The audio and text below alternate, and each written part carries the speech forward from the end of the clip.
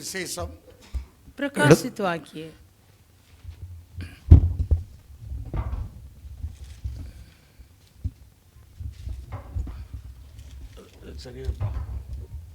ஒன்றாம் அதிகாரம் पहला अध्याय 18வது வசனம் 18 वचन।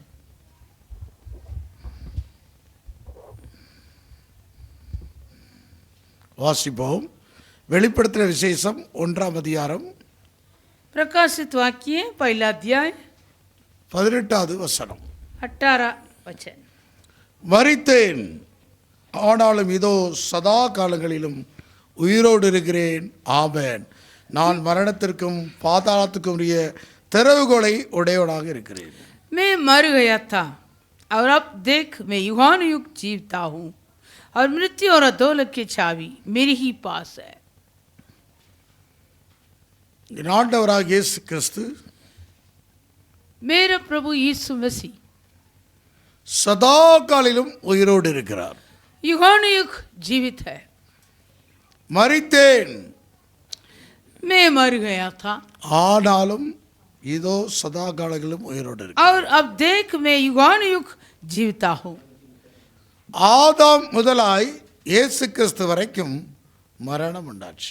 आदम से लेकर यीशु मसीह तक मरण राज्य किया। இந்த பூமியிலே இங்கே கவனிக்க வேண்டும், மரணம் இல்லாத மனிதன் யாரும் இல்லை. इस पृथ्वी में मरण मृत्यु बिना कोई मानव नहीं। நமது ஆண்டவர் இயேசு கிறிஸ்து இந்த பூமியிலே हमारा प्रभु यीशु मसीह इस पृथ्वी में மனிதனாக பிறந்தார். मानव के रूप में जन्म हुआ। தேவன் இந்த பூமியிலே மனிதனாக பிறந்தார். परमेश्वर इस पृथ्वी में शरीर के रूप में प्रकट हुआ। வேதம் சொல்லுகிறது, शास्त्र कहता है, எடுத்துக்கொள்வோம். 1 தீமோத்தேயு எழுதின நிருபம் पहला तीमुथियुस का पत्री 3ஆம் அதிகாரம் 16ஆம் வசனத்தில் வாசிக்கிறோம். तीसरा अध्याय में 16 वचन। தேவ பக்தியுடைய ரகசியமாவது யாவர் ஒப்புக்கொள்றபடியே மகா மேன்மை உள்ளது. इसमें संदेह नहीं कि भक्ति के भेद गंभीर है। மகா மேன்மை உள்ளது, गंभीर மோஸ்ட் எக்ஸலண்ட். बहुत तेज है। தேவன் மாம்சத்திலே வெளிப்பட்டார். परमेश्वर शरीर में प्रकट हुआ। தேவன் ஏன் மாம்சத்தில் வெளிப்பட்டார்? परमेश्वर क्यों शरीर में प्रकट हुआ? வேதம் சொல்லுது, தேவன் மாம்சத்திலே வெளிப்பட்டார். शास्त्र कहता है परमेश्वर शरीर में प्रकट हुआ। தேவன் ஆவியா இருக்கிறார், परमेश्वर आत्मा है, தேவன் ஒளியா இருக்கிறார். परमेश्वर ज्योति है அப்படிப்பட்ட தேவன் அன்பாக இருக்கிறார். और परमेश्वर प्रेमी भी है। எப்படிப்பட்ட தேவன்? வேதம் சொல்கிறது, शास्त्र परमेश्वर के बारे में क्या कहता है? யோவான் 4:24 சொல்லுது, 4:24 தேவன் ஆவியா இருக்கிறார். यूहन्ना 4वां अध्याय 24 वचन कहता है परमेश्वर आत्मा है। 1 யோவான் 1:5 சொல்கிறது, தேவன் ஒளியாக இருக்கிறார். पहला यूहन्ना का पत्री पहला अध्याय 5वां वचन में लिखा है परमेश्वर ज्योति है। 1 யோவான் 4:8-16 வசனங்கள் சொல்கிறது, தேவன் அன்பாக இருக்கிறார். और पहला यूहन्ना 4वां अध्याय में 16 और पहला वचन कहता परमेश्वर 8 और 16 वचन कहता परमेश्वर प्रेमी है। God is love, परमेश्वर प्रेमी, God is light, परमेश्वर ज्योति है, God is spirit. परमेश्वर आत्मा है। தேவன் ஆவியாக இருக்கிறார், परमेश्वर आत्मा है, தேவன் ஒளியாக இருக்கிறார், परमेश्वर ज्योति भी है, தேவன் அன்பாக இருக்கிறார். परमेश्वर प्रेमी है। அப்படிப்பட்ட தேவன் उस परमेश्वर இந்த பூமியிலே इस पृथ्वी में தேவன் மாம்சத்தில் வெளிப்பட்டார். परमेश्वर शरीर में प्रकट हुआ। ஏன் வெளிப்பட்டார்? वो क्यों शरीर में प्रकट हुआ? அது சொல்கிறது 1 தீமோத்தேயு 3:16 வாசிக்கிறோம். पहला तीमुथियुस 3 अध्याय 16 அந்த वचन। தேவ பக்தியினுடைய ரகசியத்தை குறித்து சொல்லப்பட்டிருக்கிறது. ये परमेश्वर के भक्ति के भेद के बारे में இந்த लिखा है। பூமியிலேயும் பக்தி உள்ளவர்கள் இருக்கிறார்கள். इस पृथ्वी में भी भक्त लोग हैं, ஆனா தேவ பக்தியினுடைய ரகசியத்துக்குள் இருக்கிறது என்ன? लेकिन ये परमेश्वर के भक्ति का भेद में क्या है?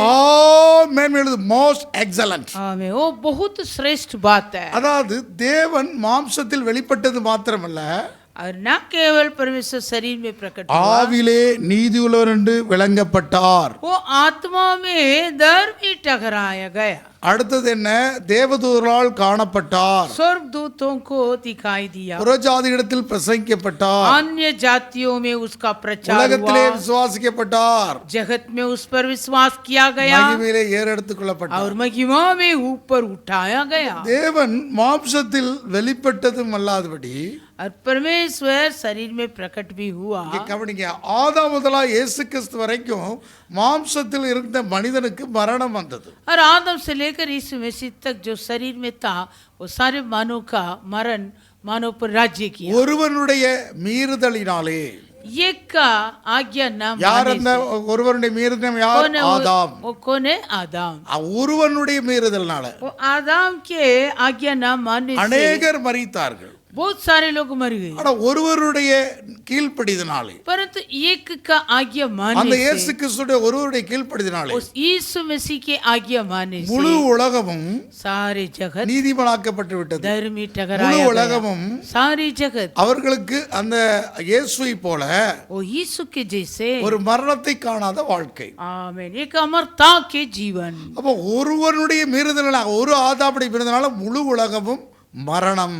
एक आदम के आज्ञा न मानने से सारी जगत में मरण राज्य ஆனா किया, ஒருவருடைய கீழ்ப்படிதல். परंतु एक आज्ञा मानने से, அதுதான் ஆதியிலே வார்த்தை இருந்தது, वो ये आदि में वचन வார்த்தை था, தேவனிடத்தில் वचन परमेश्वर के அவர் पास தேவனோடு था, இருந்தார். वो परमेश्वर के साथ சகலம் था, அவருமாய் सब உண்டாயிற்று. कुछ उसके द्वारा उत्पन्न அந்த हुआ। வார்த்தையானதுதான் उस वचन இந்த பூமியிலே इस पृथ्वी में மாம்சமாகி. शरीर हुआ, எப்படி சொல்லுது? देवदारी हुआ। வேதம் சொல்லுகிறது, யோவான் 1:14. यूहन्ना सुसमाचार पहला யோவானுக்கு अध्याय, சுவிசேஷம் 1:14 வசனத்தை வாசிக்கலாம். यूहन्ना सुसमाचार पहला अध्याय 14 वचन। எடுத்துக்கொள்ளும். யோவான் சுவிசேஷம் यूहन्ना 1 पहला अध्याय 14 வசனம். 14 वचन। அந்த வார்த்தை மாம்சமாகி கிருபையினாலும் சத்தியத்தினாலும் நிறைந்தவராய் நமக்குள்ளே வாசம் பண்ணினார். और वचन देवदारी हुआ और अनुग्रह और सच्चाई से परिपूर्ण होकर अब देव- हमारे बीच में डेरा किया। அவருடைய மகிமையை கண்டோம். அது பிதாவுக்கு ஒரே பேரானுடைய மகிமைக்கு ஏற்ற மகிமையாகவே இருந்தது. और हमने उसकी ऐसी महिमा देखी जैसी पिता के एकलौते की महिमा। இப்போ தேவன் மாம்சத்தில் வெளிப்பட்டார். அந்த தேவன் எப்படி?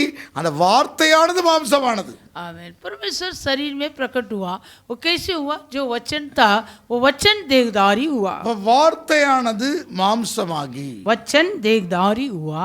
மரியாளின் வயிற்றிலே मरियम के पेट में, வார்த்தையின்படி ஆக கடவுள் சொல்லி தாழ்த்தும் போது मरियम ने ऐसे अपने को दिन था कि आपके वचन के अनुसार मुझ पर அந்த हो, வார்த்தையானது மாம்சமாகி तब वो वचन देवदारी हुआ। கிருபையினாலும் சத்தியத்தினாலும் நிறைந்தவராய் இந்த பூமியிலே வாசம் பண்ணினார். अनुग्रह और सच्चाई से परिपूर्ण होकर इस पृथ्वी में वो डेरा அவைதான் किया। யோவான் அங்கே மத்தேயு 1:18 வாசிக்கிறோம்.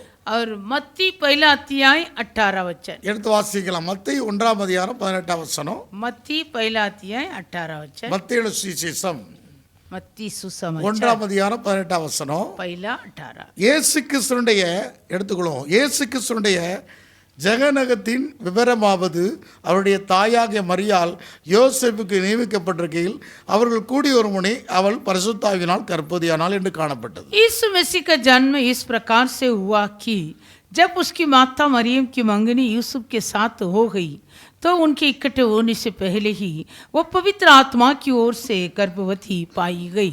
யோசேப்பு, புருஷனாய் யோசேப்பு அவன் இப்படி தள்ளி விடுறதற்கு மனதாக இருந்து கொண்டிருக்கிறார். आमीन। पति यूसुफ ने उनको अलग करने के लिए सोच रहा था। தியாதனைக்கு सोचा था. அவங்க கவனிக்க வேண்டும், இரண்டு பேரும் கூடி வரும் முன்னே, वो दोनों इकट्ठे होने से पहले என்கேஜ்மெண்ட் தான் பண்ணப்பட்டிருந்தது, मंगनी करके रखा था, நியமிக்கப்பட்டிருந்தது. हमें नियुक्त करके रखा, ஆனால் ரெண்டு பேரும் கூடி வருமுனே பரிசுத்தாவியினால் கற்போதியார். परंतु उनके इकट्ठे होने से पहले पवित्र आत्मा की ओर அப்ப से இயேசு கிறிஸ்துவுடைய வித்து பரிசுத்த வித்து, वो यीशु मसीह का उस बीज, पवित्र बीज, அவர் பரிசுத்தர். वो पवित्र இந்த பூமியில பரிசுத்த ரத்தம் பாவத்துக்காக சிந்தப்பட வேண்டும். मैन इस पृथ्वी में पवित्र लहू पाप के लिए बहाया गया। மாம்சத்தின் உயிர் ரத்தத்தில் இருக்குதுனால் आमेन। सारी प्राण का जीवन लहू में है। ரத்தம் சிந்தலாமல் பாவ மன்னிப்பு இல்லை. आमेन। बिना लहू बहाया बिना पाप का क्षमा नहीं। எபிரேயர் 9:22 வாசிக்கிறோம். आमेन। हालेलुया। इब्रानी 9:22 में पढ़ रहा हूं. आमेन। अब हालेलुया। लघु बगाए बिना अपने पाप क्षमा नहीं होता है. आमेन। அப்போ शरीर का प्राण लघु में रहता है. அப்போ இதுல பரிசுத்த ரத்தம் சிந்தப்பட வேண்டும். पवित्र लहू बहाना अवश्य है, ஆகவே தான் பரிசுத்தர் பிறக்க வேண்டியதாக இருந்தது. इसलिए पवित्र का जन्म जरूरत था। இயேசு கிறிஸ்து இந்த பூமியிலே பரிசுத்தர்.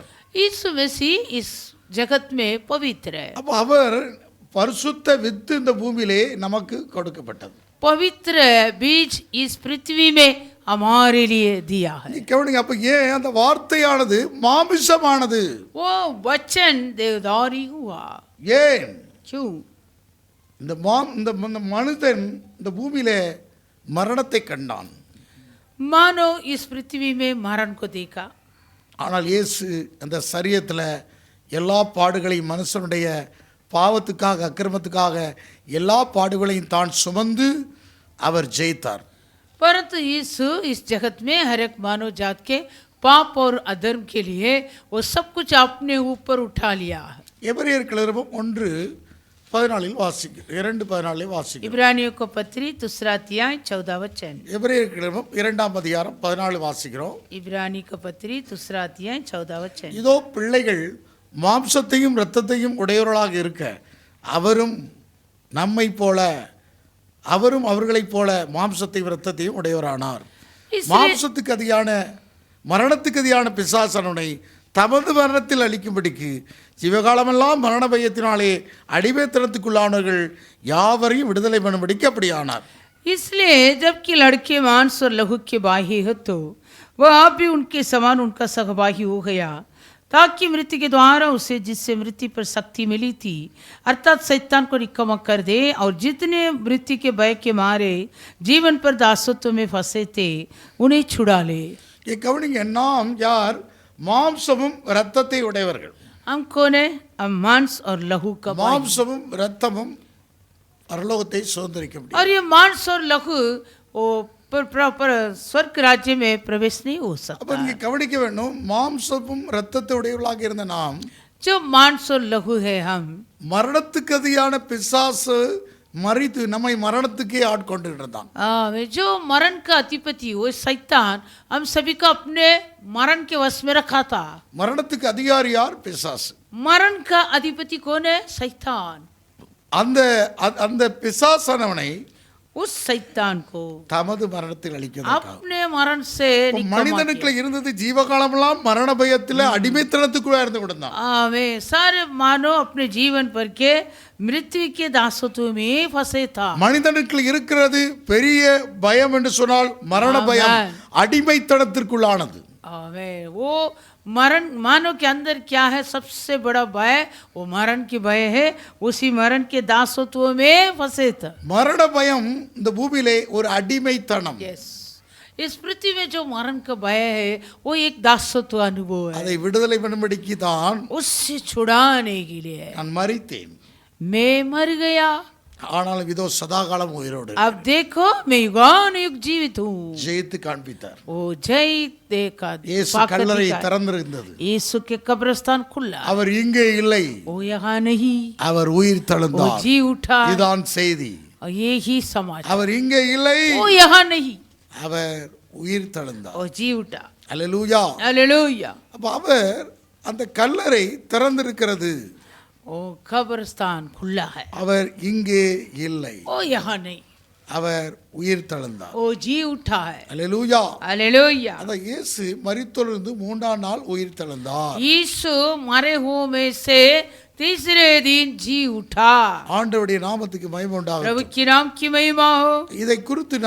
இதைத்தான் குறித்து நாம் தியானிக்கிறோம். इसके बारे में हम आज अध्ययन ஆகவே करते हैं। மரித்தேன் देखो मैं मर गया था, மரித்தேன் என்று சொல்கிறார். मर गया था, मैं मरा था, மரித்தது உண்மை. मैं जो मरा सच्ची बात है। இந்த பூமியில எல்லாரையும் போல இயேசு மரித்தார். इस पृथ्वी में सारे मानव के जैसे यीशु भी मरा। ஆனா ஒரு பாவம் அறியாதவர். वो निष्पाप व्यक्ति है। முழு உலகத்தின் பாவத்தையும் தன்மேல் सारे சுமந்து जगत के पापों का अपने ऊपर முழு उठाया। உலகத்தின் பாவத்தையும் அக்கிரமத்தையும் தன்மேல் விழுந்துச்சு. सारे जगत के पाप और अधर्म यीशु पर पड़ा। அவைதான் அங்கே ரோமர்கள் நிருபத்தில் வாசிக்கிறோம். रोमियो का पत्र, ரோமர்கள் நிருபம் रोमियो வாசிக்கலாம். 8ஆம் அதிகாரம். 8वां अध्याय, ரோமர்கள் நிருபம் 8ஆம் அதிகாரம் रोमियो 8 2வது வசனத்தில் வாசிப்போம். दूसरा वचन। கிறிஸ்து இயேசுடைய ஜீவனுடைய ஆவியின் பிரமாணம் என்னை பாவ மரணம் என்னும் பிரமாணத்திலிருந்து விடுதலை ஆக்கிற்று.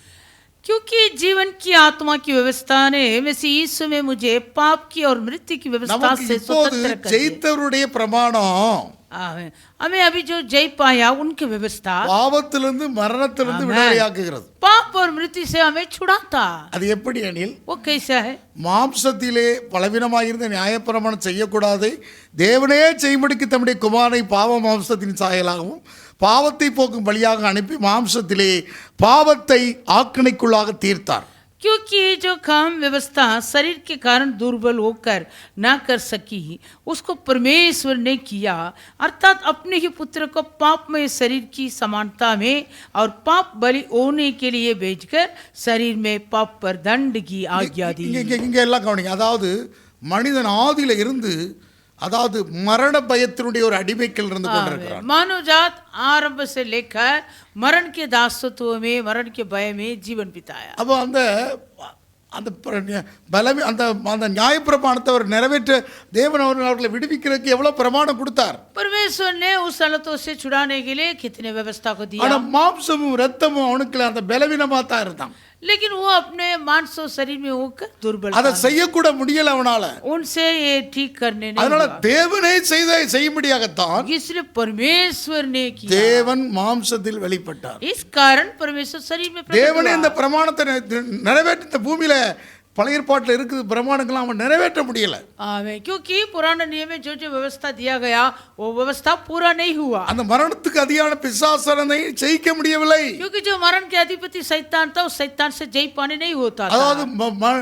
அடிமைத்தனத்தான மரண பயத்தோடு இருந்து கொண்டிருக்கிறான். वो मरण के भय के मारे दासत्व में पड़ा था। அந்த அதிகாரி மரணத்துக்கு அதிகாரி அவன் ஜெயிக்க முடியல. जो मरण के अधिकारी है उनसे जय नहीं पा ஆகவே सकता। தேவனே செய்யும்படிக்கு इसलिए परमेश्वर ने किया।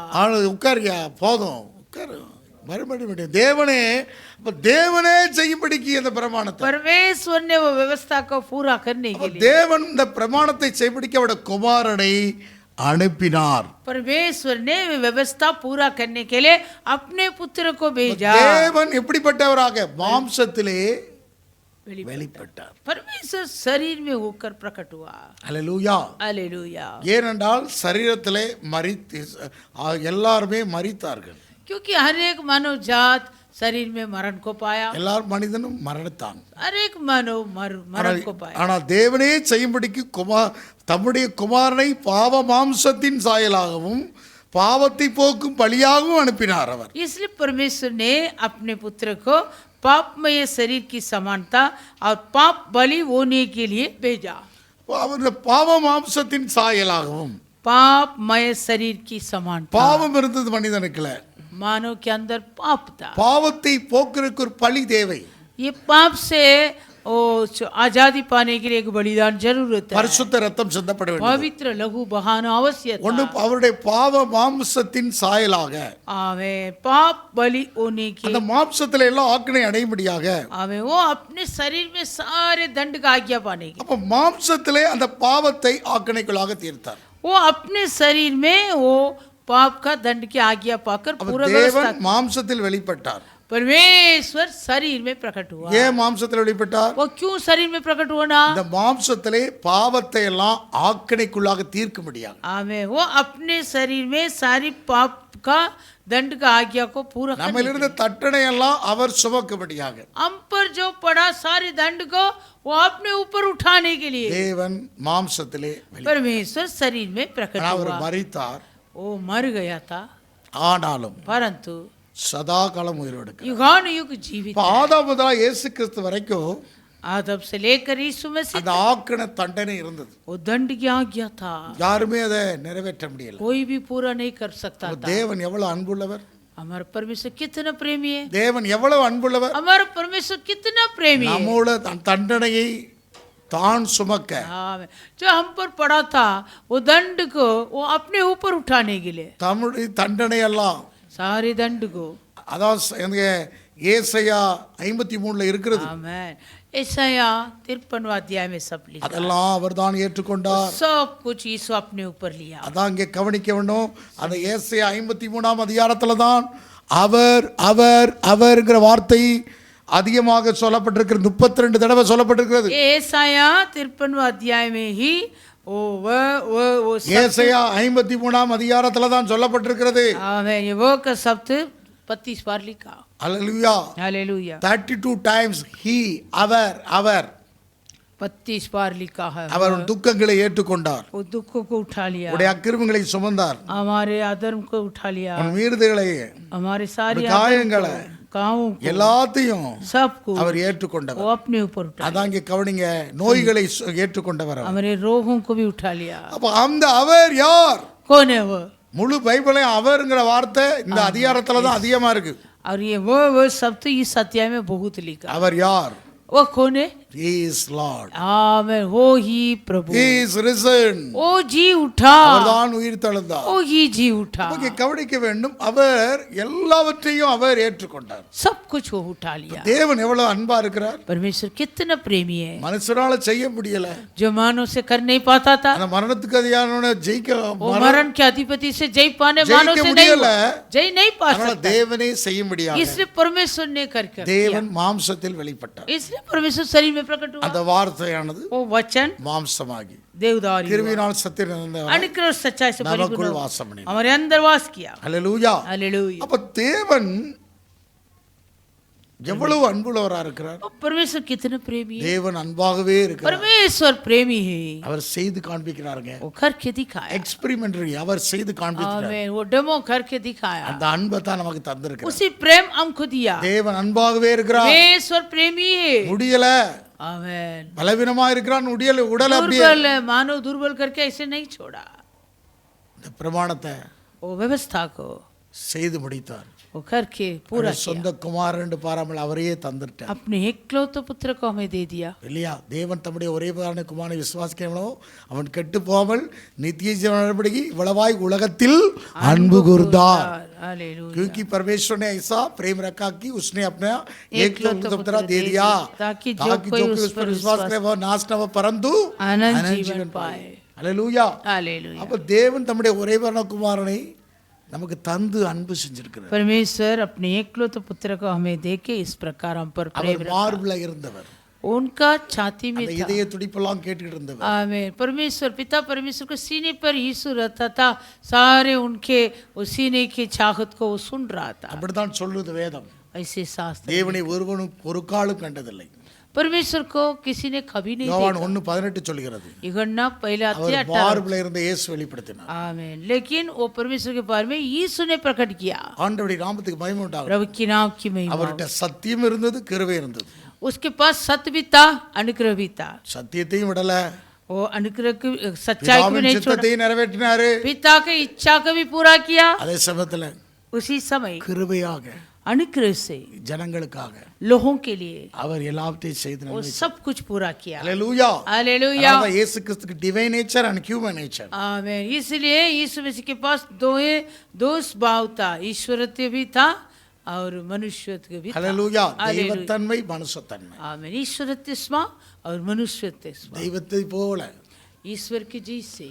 அதாவது தெய்வத்துக்குள்ள கணத்தை தெய்வத்துக்கு கொடுத்தார், आमीन। जो ईश्वर को देना वो आदरमान ईश्वर को दिया, மனிதனுக்கு கொடுக்கிறது மனிதனுக்கு கொடுத்தார். जो मनुष्य को देना वो प्रेम பிதாவின் சித்தத்தையே நிறைவேற்றினார். पिता की इच्छा ही पूरा किया। அப்ப நமக்குள்ள எவர் வாசம் பண்ணினார்? वो हमारे बीच में डेरा किया। ஆகவே மரித்தேன், देखो मैं मर गया। வெளிப்படுத்துற அந்த 1:18 எடுத்துக்கொள்வோம். வெளிப்படுத்துற விசேஷம் 1:18 प्रकाशित वाक्य पहला अध्याय 18 वचन। மரித்தேன், मर गया था ஆனாலும் परंतु இதோ சதா காலம் உயிரோடு இருக்கிறேன். देख मैं युगानुयुग जीविता हूँ। ஆண்டவருடைய நாமத்துக்கு மகிமை உண்டாகட்டும். प्रभु के नाम की महिमा हो। அப்ப இதோ சதா காலங்களிலும் உயிரோடு இருக்கிறேன். मैं युगानुयुग जीवित हूँ। உயிரோடு இருக்கிறது जो जीवित है, ஆமென். நான் மரணத்துக்கும் பாதாளத்துக்குரிய திறவுகளை உடையவனா இருக்கிறேன். मृत्यु और अधोलोक की चाबी मेरी ही पास பாருங்க, है। இயேசு சதா காலங்களிலும் உயிரோடு இருக்கிறார். यीशु युगानुयुग जीवित है। சதா காலங்களிலும். युगानुयुग। உபாகமம் 32:40 வாசி. உபாகமம் 32:40 व्यवस्था विवरण 35वां अध्याय में 40वां वचन। எடுத்து வாசிக்கலாம். உபாகமம் 32:40 व्यवस्था विवरण 35 में 40। எடுத்துக்கொள்வோம். 32 நான் என் கரத்தை வானத்துக்கு நேராக உயர்த்தி நான் என்னென்றைக்கும் ஜீவிக்கிறவர் என்கிறேன். क्योंकि मैं अपना हाथ स्वर्ग की ओर उठाकर कहता हूँ, क्योंकि मैं आनंद काल के लिए जीवित हूँ। அதாவது நான் என்றென்றைக்கும் ஜீவிக்கிறவர் என்கிறேன். मैं आनंद काल के लिए जीवित हूँ। அவர் என்றென்றைக்கும் ஜீவிக்கிறவர். वो आनंद काल के लिए जीवित है। அந்த ஜீவிக்கிறவர் वो जो जीवित है वो यीशु। பழைய ஏற்பாட்டு காலங்களிலே அவர் என்னென்றைக்கும் அவர் உயிரோடு உள்ள தேவனாத்தான் இருக்கிறார். पुराने नियम से लेकर वो सर्वदा सनातन ईश्वर है। ஆண்டவருடைய நாமத்துக்கு மகிமை உண்டாகட்டும். प्रभु की नाम की महिमा हो। சத்தியத்துக்காக அவர் வைராக்கியம் பாராட்டினவர். वो सत्य के लिए दूर दिखाया। அவர் ஜீவனுள்ள தேவனாக இவர் இருக்கிறார். वो जीवित परमेश्वर है। அல்லேலூயா. हालेलुया। ஆனா அந்த வார்த்தைக்கு கீழ்ப்படிந்து அந்த ஜீவிக்கிற நான் என்னென்றைக்கு ஜீவிக்கிறேன்னு அப்பவே நிரூபித்து காமிச்சிருப்பார். आमीन। लेकिन वो वचन को आज्ञा पालन करता तो उसी समय वो साबित करके दिखाया था, मैं सदा काल का जीवित हूँ। இயேசுவை என்னென்றைக்கு சதாகாலம் உயிரோடு இருக்கிறேன் என்று இயேசுவை கொண்டு நிரூபித்து காண்பித்தார் தேவன். आमीन। पिता परमेश्वर यीशु के द्वारा मैं सदा काल जीवित हूँ करके साबित करके दिखाया। நான் என்னென்றைக்கு உயிரோடு இருக்கிறேன். मैं अनंत काल के लिए जीवित हूँ। ஹல்லேலூயா. हालेलुया। மரித்தே உண்மைதான். जो मरा है वो सच्ची बात है, நான் சதா காலங்களிலும் உயிரோடு இருக்கிறேன். परंतु वो सर्वदा के लिए जीवित है। நான் மரணத்துக்கும் பாதாளத்துக்குரிய திறவுகளை உடையவா இருக்கிறேன். आमीन। मृत्यु और अधोलोक दोनों की चाबी मेरे पास है। இங்க பன்மையா சொல்ல திறவுகோள்களை உடையவனாக இருக்கிறேன். वैसे 5 वचन में लिखा है அல்லேலூயா. திறவுகோள் 2 கீ இருக்குது. दोनों चाबी। அல்லேலூயா. हालेलुया। மரணத்திற்கு ஒரு திறவுகோள் இருக்கு, பாதாளத்துக்கு ஒரு. मरण का चाबी एक है, अधोलोक का चाबी एक, 2 चाबी। அது உடைய என்கிட்ட இருக்குது. वो भी दोनों मेरे पास है। அல்லேலூயா. हालेलुया। அப்ப இங்க கவனிங்க, இந்த பூமியில அவர் இங்க கவனிக்கணும். இந்த பூமியில அவன் பூட்டினான திறந்தான சாவி அவர் கையில இருக்கு. इसलिए जो शैतान इस पृथ्वी में वो बंद करने में और खोलने में क्या है, चाबी तो यीशु के हाथ में है। அவர் சித்தம் இல்லாமல் உனக்கு மரணம் கிடையாது. उनका इच्छा बिना तुम्हारा मरण नहीं आएगा। ஆனால் சரியானபடி இயேசுவை சரியாக நீங்கள் பற்றிக் கொள்ள வேண்டும். इसलिए यीशु को ठीक हम विश्वास रखना यीशु पर। நல்ல விசுவாசத்தை உடையவர்களாக இருந்தா, आमीन। हम एक अच्छी विश्वास में रखेगा तो, நல்ல போராட்டத்தை போராடினீர் என்று சொன்னால் अच्छी कुश्ती लड़ेगा तो நிச்சயமாக அவரிடத்தான் திறவுகோள் இருக்குது. நீ மரணத்தை கண்டு பயப்பட தேவையில்லை. सचमुच वो चाबी तो यीशु के हाथ में है, इसलिए मरण को देखे तो डरना, மரண பயம் தேவையில்லை. मरण का भय का अवश्य नहीं। சாவி அவர் கையில இருக்குது. चाबी उसके हाथ में। அல்லேலூயா. हालेलुया। இன்னொரு சாவி என்ன? பாதாளத்தின் திறவுகோள். और एक चाबी क्या है? अधोलोक के। பாதாளத்தின் வாசல்கள் சபையை மேற்கொள்ள முடியாது. अधोलोक के बाटे कलीसिया को प्रबल नहीं कर सकता। அல்லேலூயா. हालेलुया। பாதாளம் கீழே தான் இருக்கு. अधोलोक नीचे ही है। எல்லா வேலையும் செய்ய எல்லா அசுத்த வல்லமைகளும் அதில் இருந்து செய்யக்கூடியதெல்லாம் உன்னை மேற்கொள்ள முடியாது. जो अशुद्ध सामर्थ उस अधोलोक से उठ के करता हो तुम पर प्रबल नहीं करेगा। அவனை கொண்டு தான் எல்லாம் இந்த பூமியில செய்ய முடியும். उनके द्वारा इस जगत पूरा ஏன்னா உலகத்தின் அதிபதி அவன். क्योंकि वो ये संसार का अधिपति है। அந்த ஆவியை கொண்டு எல்லாம் செய்ய முடியும். वो अपने वो आत्मा से सब कुछ அதற்கு करता है। மேலாக தேவனுடைய சபைக்கு தலையாக இருக்கிறார் அவர். परंतु जो वो शिरोमणि है परमेश्वर का एक कलीसिया பாதாளத்தின் வாசல்கள் சபையை மேற்கொள்ள முடியாது. अदोल के पाटे कलीसिया को कभी प्रफुल्ल नहीं करे அதனுடைய திறவுகோல் ஜெயித்தவர் கையில இருக்கு. आमेन क्योंकि जो चाबी है वो जय पाया हुआ यीशु के हाथ में है சபையை மேற்கொள்ள முடியாது. आमेन कलीसिया पर प्रफुल्ल नहीं होता அப்போ அந்த இங்கே கவனிக்க வேண்டாம். அவன் பூட்டினா என்ன திறந்தா என்ன? वो खोलने दो और बंद करने दो हमको இந்த क्या உலகத்துல इस संसार में பஞ்சத்தினாலோ अकाल के मारे கொள்ளை நோயினாலோ महामारी के मारे பூகம்பத்தினாலோ वो हम के मारे இந்த பூமியில इस पृथ्वी में நெருக்க வந்து பூட்டினாலும் संकट आके यदि बंद करेगा அப்படிப்பட்ட வேளைகளெல்லாம் उसी समय में திறவுகோல் चाबी அவர் கையில இருக்குது. उनका हाथ में है பாதாளத்தின் வாசல்கள் மேற்கொள்ள முடியாது. अदोल के पाठक प्रफुल्ल नहीं कर सकता அல்லேலூயா. हालेलुया மேற்கொள்ள முடியுமா? प्रफुल्ल कर सकते क्या தேவ சபையை மேற்கொள்ள முடியாது. परमेश्वर का कलीसिया को प्रफुल्ल அப்படிப்பட்ட नहीं करे கிறிஸ்துவினுடைய சபையில் சேர்க்கப்பட்டவர்களாக இருக்கணும்.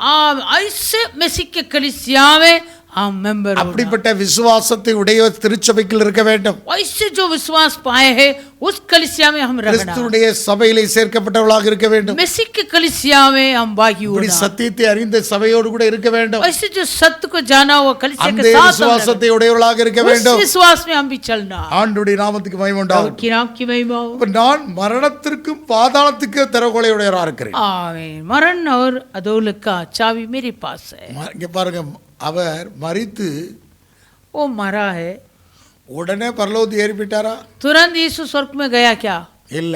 नहीं அல்லேலூயா. हालेलुया ஏறினார் என்று சொன்னால் இறங்கினார் என்ற அர்த்தம் இருக்குது. आमीन यीशु स्वर्ग पर चढ़ गया मतलब यीशु उतर आया है எபேசியர்கள் நிருபம் इफिसियों को पत्री எடுத்துக்கொள்ளுங்க. எபேசியர்கள் நிருபம் इफिसियों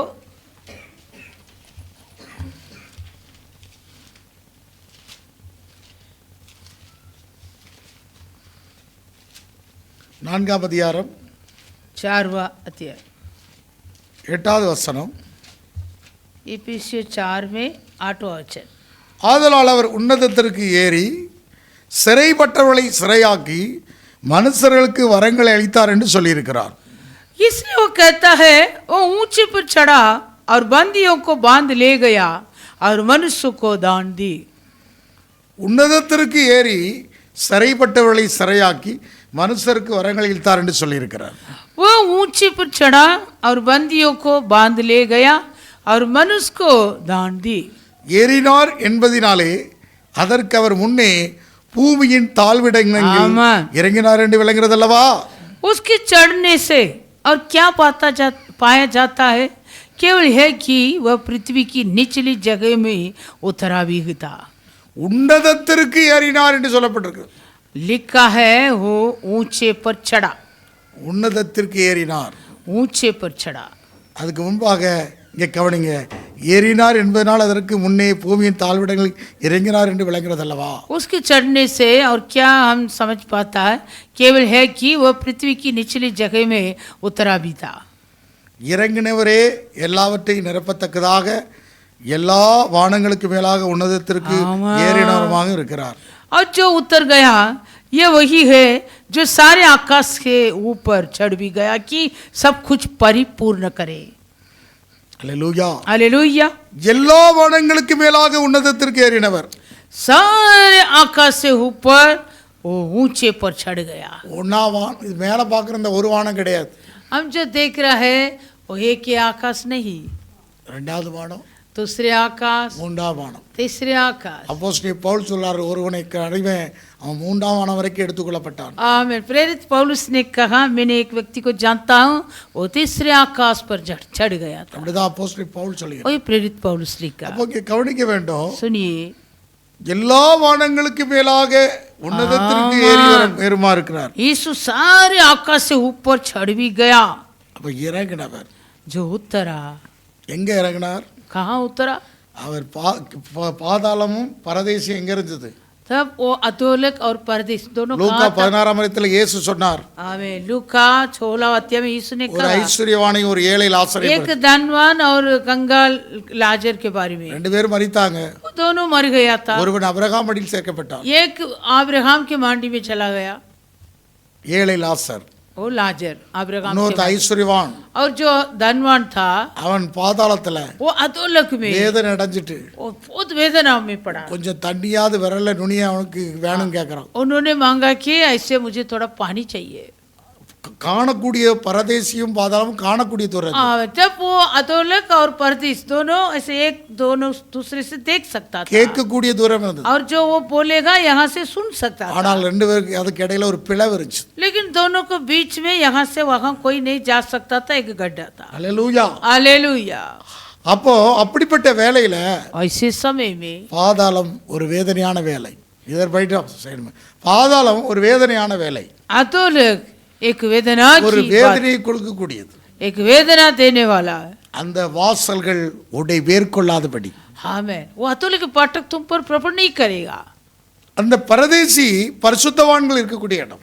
जो परदेश है पवित्र लोक रहने वाले जगह, பரிசுத்தவான்கள் இருக்கக்கூடிய இடம். पवित्र लोक रहने वाले जगह। ஆபிரகாம் अब्राहम தேவனுடைய சகோதரன் என்னப்பட்டான். वो परमेश्वर का தேவனுடைய சிநேகிதன் என்னப்பட்டான். परमेश्वर का मित्र कहला। யோவான் ஸ்நானன் युगन्ना बपतिस्मा देने இயேசுடைய தோழன். वाला, वो परमेश्वर का मित्र அப்ப है, இவங்கெல்லாம் எங்க இருக்கிற यीशु இடம்? का मित्र है। पले- ये सब कहाँ है, எங்க இருக்காங்க? कहाँ रहता है?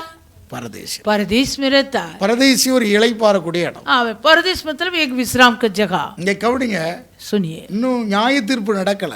अभी तक जजमेंट नहीं हुआ, न्याय நியாய नहीं தீர்ப்பு चुका है, இன்னும் நடக்கல. न्याय नहीं चुका है अभी तक। அதுக்கு இடையில தான் பரதேசி. परदेश है बीच में, அதுதான் பேர் என்ன இங்கிலீஷ்ல பாரடைஸ். वो ये अंग्रेज में बोलता पैराडाइस। ஹெவன் வேற. ஹெவன் நியாய தீர்ப்பு அக்கறமாக நித்திய நித்தியமா நமக்கு நித்திய ஜீவன் வாழக்கூடிய வாழ்க்கை. जो स्वर्ग कहता है वो अलग है, वो न्याय चुकाने के बाद हम युगान युग जीवन जीने वाले जगह हो। பாதாளமும் ஒரு டெம்பரரி வேதனை. और जो अधोलोक करके लिखा वो भी एक टेम्पररी, वो वेदना की जगह। இங்கே பரதேசி ஒரு டெம்பரரி இளைப்பாறு. हाँ मैं, और परदेश है वहाँ भी ऐसे थोड़ी दिन के लिए वहाँ लेटते ஆனா सोते रहता। நரகம் அப்போ அங்கே கவனிக்க வேணும், நரகம் வேற. नरक अलग है। அல்லேலூயா. हालेलुया।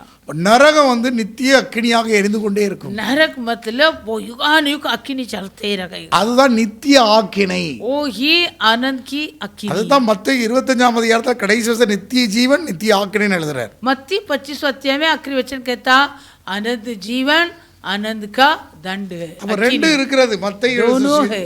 இயேசு அதை சொல்கிறார். மத்தேயு சுவிசேஷம் 25ஆம் அதிகாரம் 46வது வசனத்துல வாசிக்க முடியும். मत्ती सुसमाचार 25 अध्याय में 46 वचन வாசிக்கலாம். அந்தபடி இவர்கள் நித்திய ஆக்கினை அடையவும் நீதிமான்களோ நித்திய ஜீவன் அடையும் போவார்கள். और ये आनंद दंड போகेंगे परंतु धर्मी आनंद जीवन में प्रवेश करेंगे। அப்ப நித்திய ஜீவனும் இருக்கிறது, நித்திய ஆக்கினையும் இருக்கிறது. आनंद जीवन भी है और आनंद दंड भी है। இரண்டுமே வேதத்திலே நாம் வாசிக்க முடிகிறது. दोनों हम शास्त्र में पढ़ता है। நித்திய ஜீவன் நித்திய ஆக்கினை. आनंद जीवन और आनंद அதை दंड। குறித்து நாம மத்தேயு 18ஆம் அதிகாரம் 6வது வசனத்துல வாசிக்கும் போது நித்திய அக்கினி என்று சொல்கிறார். और मत्ती 18 अध्याय में 6वां वचन में आनंद अग्नि करके लिखा। 8वां वचन में 8वां वचन மத்தேயு 18:8ல வாசிக்கிறோம், मत्ती 18:8 நித்திய அக்கினி आमेन। நித்திய ஜீவன். आनंद का आग है और आनंद இப்ப जीवन। ரெண்டையும் சொல்லுது. நித்திய அக்கினி வேற, நித்திய ஜீவன் வேற. आनंद का आग अलग है, आनंद का जीवन अलग है। 8வது வசனம். அப்ப நித்திய ஆக்கினைனா என்ன? நித்திய அக்கினி. आमेन। आनंद आग मतलब क्या है? वो आनंद अग्नि है। அல்லேலூயா. நித்திய ஆக்கினைனா என்ன? நித்திய ஆக்கினை. आनंद दंड मतलब क्या? நித்திய அக்கினி, आनंद आग, நித்திய ஜீவன், आनंद जीवन। நித்திய நித்தியமா வாழக்கூடிய வாழ்க்கை. ओ युगान युग जिएंगे। அப்ப இங்க கவனிங்க, லைஃப் வேற, இட்டர்னல் லைஃப் வேற. जीवन अलग है, आनंद जीवन अलग है। Life eternal life. Jeevan Anand जीवन, ஜீவன் நித்திய ஜீவன். जीवन आनंद जीवन, ரெண்டு வாழ்க்கை இருக்கிறது. दो जिंदगी। அதை குறித்து தான் பார்க்க போகிறோம். उसके बारे में हम அப்ப देखेंगे। இங்க கவனிங்க, அப்போ அவர் போய் वो जाकर அந்த பரலோக அவர் முதல்ல கீழே போய் பாதாளமும் பரதேசி இருக்க ரெண்டு இடத்துல அவர் சாட்சியாக காண்பித்தார். आमेन। यीशु जी उठकर वो निचली जगह पर गया, वहाँ जो परदेश और अधोलोक दोनों था, दोनों के सामने अपने को गवाही दिखाई। பாதாளத்துல அவ்வளவும் பாதாளத்துல ஜெயித்து அவன் இருக்கிறான். பிசாசுடைய அதிகாரத்துல எங்க யாரு மரணத்துக்கு அதிகாரி அநேகரை மரணத்தில் தள்ளுனான். जो मरण के अधिपति शैतान कई लोगों को मरण में डाल दिया. அங்க போய் वहां जाके अधोलोक में நான் जाके மரித்தேன், देखो मैं मर गया, நான் சதா காலம் நான் உயிரோடு இருக்கிறேன். लेकिन मैं युगानुयुग जीवित हूं. அவன்கிட்ட போய் उनके पास जाकर அந்த மரணத்துக்கு அதிகாரியான அந்த திறவுகோலை அவன்கிட்ட இருந்து பிடிக்கிட்டார். जो मरण के अधिकारी के हाथ से वो चावी को यीशु छीन लिया. உயிர்த்தெழுந்து முதல்ல கவனிங்க, உயிர்த்தெழுந்து எங்க போனாரு? यीशु जी उठ के कहाँ गया? மேல உடனே ஏறி போகல, இறங்கி तुरंत ऊंचे पर नहीं चढ़ा, அங்க பாதாளத்துல போய் अधोलोक में அந்த उतरा. கத்தோலிக்க ஜெப புத்தகத்துல இருக்கும், மரித்து அடக்கம் செய்து 3ஆம் நாள் உயிர்த்தெழுந்தார், அதாவது பாதாளத்தில் இறங்கி சொல்லப்பட்டிருக்கு இல்லையா? அங்க விசுவாச பிரமாணத்துல சொல்லப்படுது. आमीन. रोमन कैथोलिक में ऐसे एक சின்ன प्रार्थना है, குறிப்பிடம் இதுல சொல்ல छोटा सा புத்தகத்துல எல்லாம் வாசிப்பணும். किताब में हम पढ़ेंगे ऐसे यीशु अधोलोक में उतरा करके लिखा है. இங்க கவனிங்க, அது வேத வசனத்தின்படி தான் சொல்லப்பட்டிருக்கு. वो वचन के अनुसार है वहाँ लिखा. அவர் இறங்கி ஏன் அங்க போனார்னா, क्यों वहाँ गया यीशु अधोलोक में? ஆதாம் முதல் இயேசு கிறிஸ்து வரைக்கும் மரணத்துக்கு அதிகாரி, அவன் மரணம் ஜெயிச்சான். आदम से लेकर यीशु मसीह तक जो मरण के अधिपति वो शैतान वो जय पाया था. ஆனா இயேசு மரித்தேன், परंतु यीशु ने कहा मैं मर गया था, நான் ஜீவிக்கிறேன், देखो मैं अब நான் जीवित हूं, உயிர் தெழுந்திருக்கிறேன். मैं जी उठा हूं. அந்த அதிகாரத்தை, அந்த மரணத்துக்கு அதிகாரத்துக்கூட சாவியை பிடிக்கிட்டார். वो मरण के अधिपति शैतान से वो चावी को छीन लिया. அதனால தான் அவர் சொல்ற மரணத்திற்கும் பாதாளத்துக்கூட திறவுகளை உடையவனா இருக்கிறேன். इसलिए यीशु ने कहा मैं मरण मृत्यु और अधोलोक की चावी मेरी पास है. ரெண்டாவது பாதாளத்துக்கு அவன் திறந்து வச்சிருக்கான், இஷ்டம் போல எல்லாத்தையும் வாரி கொண்டு போனான். क्योंकि अधोलोक ऐसे आ करके खोल के रखा, अधोलोक सभी को अपने मनमानी से वहां खींच लिया था. டைரக்டா எல்லாம் ஜெத்தா என்கிட்ட தான் வந்து விழுவான். मतलब क्यों ऐसे खोल के रखा था? कोई इस पृथ्वी में मानव जात मरेगा, सब मेरे ही पास आएगा. இப்ப என்னோடு கூட சேர்ந்தவர்களுக்கு உனக்கு அதிகாரம் இல்லப்பா, நான் போட்டி சாவி எடுத்துட்டு வரேன். अभी यीशु ने कहा उनसे, अभी तेरा वो अधिकार नहीं, जो मेरे पास विश्वास रखता उनको मेरे पास ले जाने के लिए तेरे से मैं चावी को छीन लिया. திறவுகளை உடையவரா இருக்கிறார். वो चावी यीशु के पास. புரியுதா நான் சொல்றது? அந்த திறவுகளை समझ पा रहा है? அவர் உடையவராக. चावी यीशु के पास. ஹல்லேலூயா, हालेलुया. இதான் அர்த்தம். அந்த ஒரு வசனத்துக்கு இவ்வளவு நம்ம பேசிறோம். आमीन. ये वचन के लिए इतना अर्थ है. மரித்தேன், देखो मैं मर गया था, ஆனாலும் परंतु இதோ देख சதா காலமும் मैं युगानुयुग. நேற்று வேண்டும் என்று மாறாது. आमीन. यीशु मसीह कल और आज और युगानुयुग एक सा है. ஹல்லேலூயா. हालेलुया. மரித்தாரு, वो मरा था, ஆனா இங்க பாருங்க, மரணத்துக்கு அதிகாரியான பிசாசானவனை लेकिन जो मरण के अधिपति वो தமது शैतान மரணத்தினாலே அழித்து, अपने मरण से निकम्मा किया. அவனை அந்த பிசாசை அழித்து, वो शैतान को मिटा दिया, அவன் கிரியைகளை அழித்து, उनके सारे कामों को नष्ट किया. அவர் அந்த சாவியை போய் பிடிக்கிட்டார். वो चावी को भी छीन लिया. ஹல்லேலூயா. हालेलुया. அதான் சொல்றது, இங்க மரணமே உன் கூரெங்கே. आमीन. इसलिए वचन कहता है मरण कहाँ तेरा ठांग. அங்கே வாசிக்கிறோம் 1 கொரிந்தியர் 15:55 पहला कुरिन्थियों 15 अध्याय में 55. மரணமே உன் கூரெங்கே, आमीन. ये मृत्यु तेरी जय कहाँ रही? பாதாளமே உன் ஜெயவங்கே. ए अधोलोक तेरा ठंग कहाँ रहा? 1 கொரிந்தியர் 15:55 எடுத்துறோம். पहला कुरिन्थियों का पत्री மரணமே உன் கூரெங்கே, हे मृत्यु तेरी जय कहाँ रही? பாதாளமே உன் ஜெயவங்கே. हे अधोलोक तेरा ठंग कहाँ? நாமும் முற்றிலும் நாமும் கூட ஜெயிக்க முடியும். हम भी ऐसे जय पा सकता. இயேசு ஜெயித்தார், यीशु जय அவரை पाया. விசுவசிக்கிற நாமும் ஜெயிக்கிறோம். हमें यीशु पर विश्वास करता हम भी जय पाएंगे. இயேசு கிறிஸ்துவாலே நமக்கு ஜெயம் கொடுக்கிற தேவனுக்கு ஸ்தோத்திரம் 57வது வசனத்துல வாசிக்கிறோம். 57 में, परंतु परमेश्वर का धन्यवाद हो जो हमारे प्रभु यीशु मसीह के द्वारा हमें जयवंत करता है. இங்க பாருங்க, நமக்கு முன்னோடி யார்? ஜெயித்தவர். हमारे अगुआ के रूप ही जो जय पाया वो कौन है? நமக்கு முன்னோடி யார்? हमारे अगुआ के रूप कौन है? ஜெயித்தவர். जय पाया. நமக்கு முன்னோடி யார்? हमारे अगुआ के रूप कौन है? இயேசுதான் நம்முடைய यीशु முன்னோடி. ही हमारे अगुआ के रूप, அவர்தான் ஜெயித்தவர். वो ही जय पाया. ஹல்லேலூயா. हालेलुया. இயேசுதான் நம்முடைய முன்னோடி. यीशु ही हमारे अगुआ के रूप. நமக்கு முன்னோடி யார்? हमारे अगुआ के रूप, ஃபோர் ரன்னர், हमारे से पहले जो दौड़ा था वो कौन है? அவர்தான். ओ ही, வானாதி வானங்களுக்குள்ளே ओ ஏறிச்சார். आकाश मंडल पर நானும் நம்மையும் அவர் நாம் ஏறி செல்வோம். हम भी उसी सारे आकाश के ऊपर जाएंगे. கிறிஸ்துவுக்குள் மரித்தால் நம்முடைய சரீரமும் ஏறி செல்லும். आमेन. यदि हम भी मसीह पर मरेगा तो இதுதான் நம்முடைய हम भी விசுவாசம். उधर जाएंगे. यही हमारा विश्वास. ஹல்லேலூயா. हालेलुया. ஆகவே இங்க வேதம் சொல்கிறது சாஸ்திர மரித்தேன் कहता ஆனாலும் சதாகாலமும் உயிரோடு இருக்கிறேன். मर गया था, देखो अब युगानुयुग जीवित हूँ. இயேசு ஜீவிக்கிறார். यीशु जीवित है. சதாகாலங்களும் உயிரோடு இருக்கிறார். वो सर्वदा के लिए जीवित है. ரோமருக்கு எழுதின நிருபம் 6ஆம் அதிகாரம் 9ஆம் வசனத்தை வாசிக்கிறோம். रोमियो 6वां अध्याय 9वां वचन. வாசிக்கிறோம். ரோமருக்கு எழுதின நிருபம் रोमियो 6ஆம் அதிகாரம் 6वां अध्याय 9வது வசனம். आमेन. 9वां वचन. எல்லாரும் எடுத்துக்கலாம். 6, 9. 6ஆம் அதிகாரம் 9ஆம் வசனம். மரித்தோரிலிருந்து எழுந்த கிறிஸ்து இனி மரிப்பதில்லை என்று அறிந்திருக்கிறோம். மரணம் இனி அவரை ஆண்டு கொள்வதில்லை. क्योंकि ये जानते हैं कि मसीह मरे हुओं में से जी उठकर फिर मरने का नहीं, उस पर फिर मृत्यु की प्रभुता नहीं होने की. மரித்தோரில் இருந்து எழுந்த கிறிஸ்து जो मरे हुओं में से जी उठा मसीह இனி மரிப்பதில்லை फिर न मरेगा என்று அறிந்திருக்கிறோம். हम जानता है. இதை நீங்க அறிந்திருக்கிறீங்களா? ये बात को तुम जानता है क्या? இங்க பாருங்க, மரித்தோரிலிருந்து எழுந்த கிறிஸ்து இனி மரிப்பதில்லை என்று அறிந்திருக்கிறோம். हम ये जानते हैं कि मसीह मरे हुओं में से जी उठकर फिर मरने का नहीं, மரணம் இனி அவரை ஆண்டு கொள்வதில்லை. मरण उन पर प्रभुता नहीं करेगा. அவர் மரித்தது பாவத்திற்கென்று ஒரே தரம் மரித்தார். आमीन. क्योंकि वो जो मर गया तो पाप के लिए एक ही बार मर அவர் गया, பிழைத்திருக்கிறது தேவனுக்கென்று பிழைத்திருக்கிறார். परंतु जो जीवित है परमेश्वर के लिए जीवित है.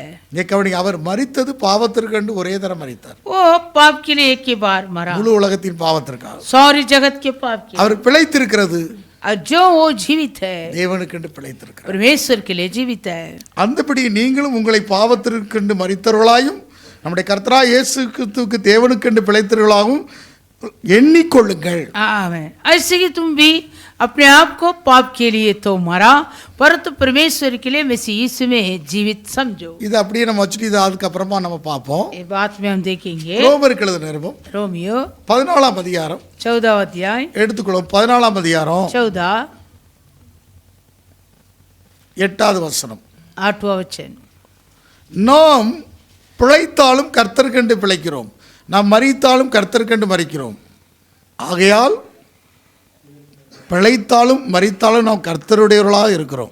यदि हम जीवित है तो प्रभु के लिए जीवित है, और यदि मरते हैं तो प्रभु के लिए मरते हैं.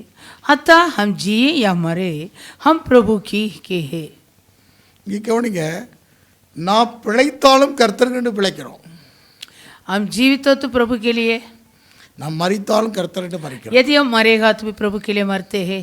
ஆகையால் பிழைத்தாலும் மரித்தாலும் நாம் கர்த்தருடையவர்களாகவே இருக்கிறோம். अतः हम जिए या मरे हम प्रभु के लिए हैं. கிறிஸ்துவும் மரித்தோர் மேலும் ஜீவனோர் மேலும் ஆண்டவராக இருக்கும் பொருட்டு மரித்து எழுந்து பிழைத்தும் இருக்கிறார். क्योंकि मसीह इसीलिए मरा और जो जी भी उठा कि वो मरे हुओं और जीवित हो दोनों का प्रभु हो. இங்கே பாருங்க, நாம் இங்கே கவனிங்க, நாம் இதுக்கு முன்பாக நம்ம ஒரு வசனத்தை எடுப்போமா? கலாத்தியர் நிருபத்தை எடுத்துக்கொள்வோம். गलातियो அப்போ தான் உங்களுக்கு புரியும். கலாத்தியர் நிருபம் गलातियो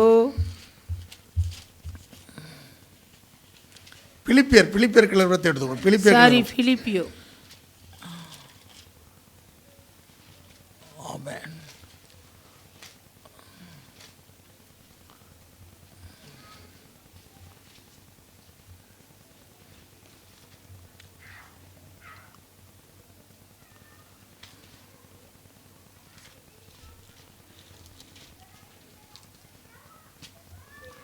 ஆண்டவருடைய நாமத்துக்கு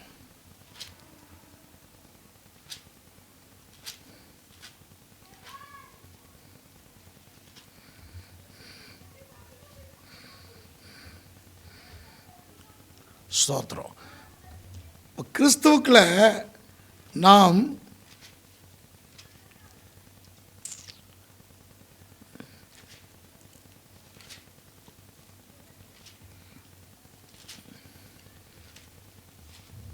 மரித்து அடக்க செய்யப்பட்டு உயிர் தெழுந்தது போல நாம் கூட அதை நாம் விசுவாசித்து நாம் பாவத்துக்கு மரித்து நீதிக்கு பிழைக்கிறோம். அதான் ஞானஸ்நானத்துடைய அர்த்தம். आमीन. और बपतिस्मा का अर्थ क्या है? यीशु मसीह जैसे मारा गया, खड़ा किया, तीसरे दिन जी उठा। கொலை நிருபம் 2ஆம் அதிகாரம் 13ஆம் வசனத்தை எடுத்து 12ஆம் வசனம். कुलुसियो दूसरा अध्याय में 12 वचन। ஞானஸ்நானத்திலே அவரோடு கூட அடக்கம் பண்ணப்பட்டவர்களாகவும் அதிலே அவரை மரித்தோரிலிருந்து எழும்பின தேவனுடைய செயலின் மேல் உள்ள விசுவாசத்தினாலே அவரோடு எழுந்தவர்களாகவும் இருக்கிறீர்கள். और उसी के साथ बपतिस्मा में गाड़े गए और उसी में परमेश्वर की सामर्थ पर विश्वास करके जिसने उसको मरे हुए में से जिलाया उसके साथ जी भी उठे.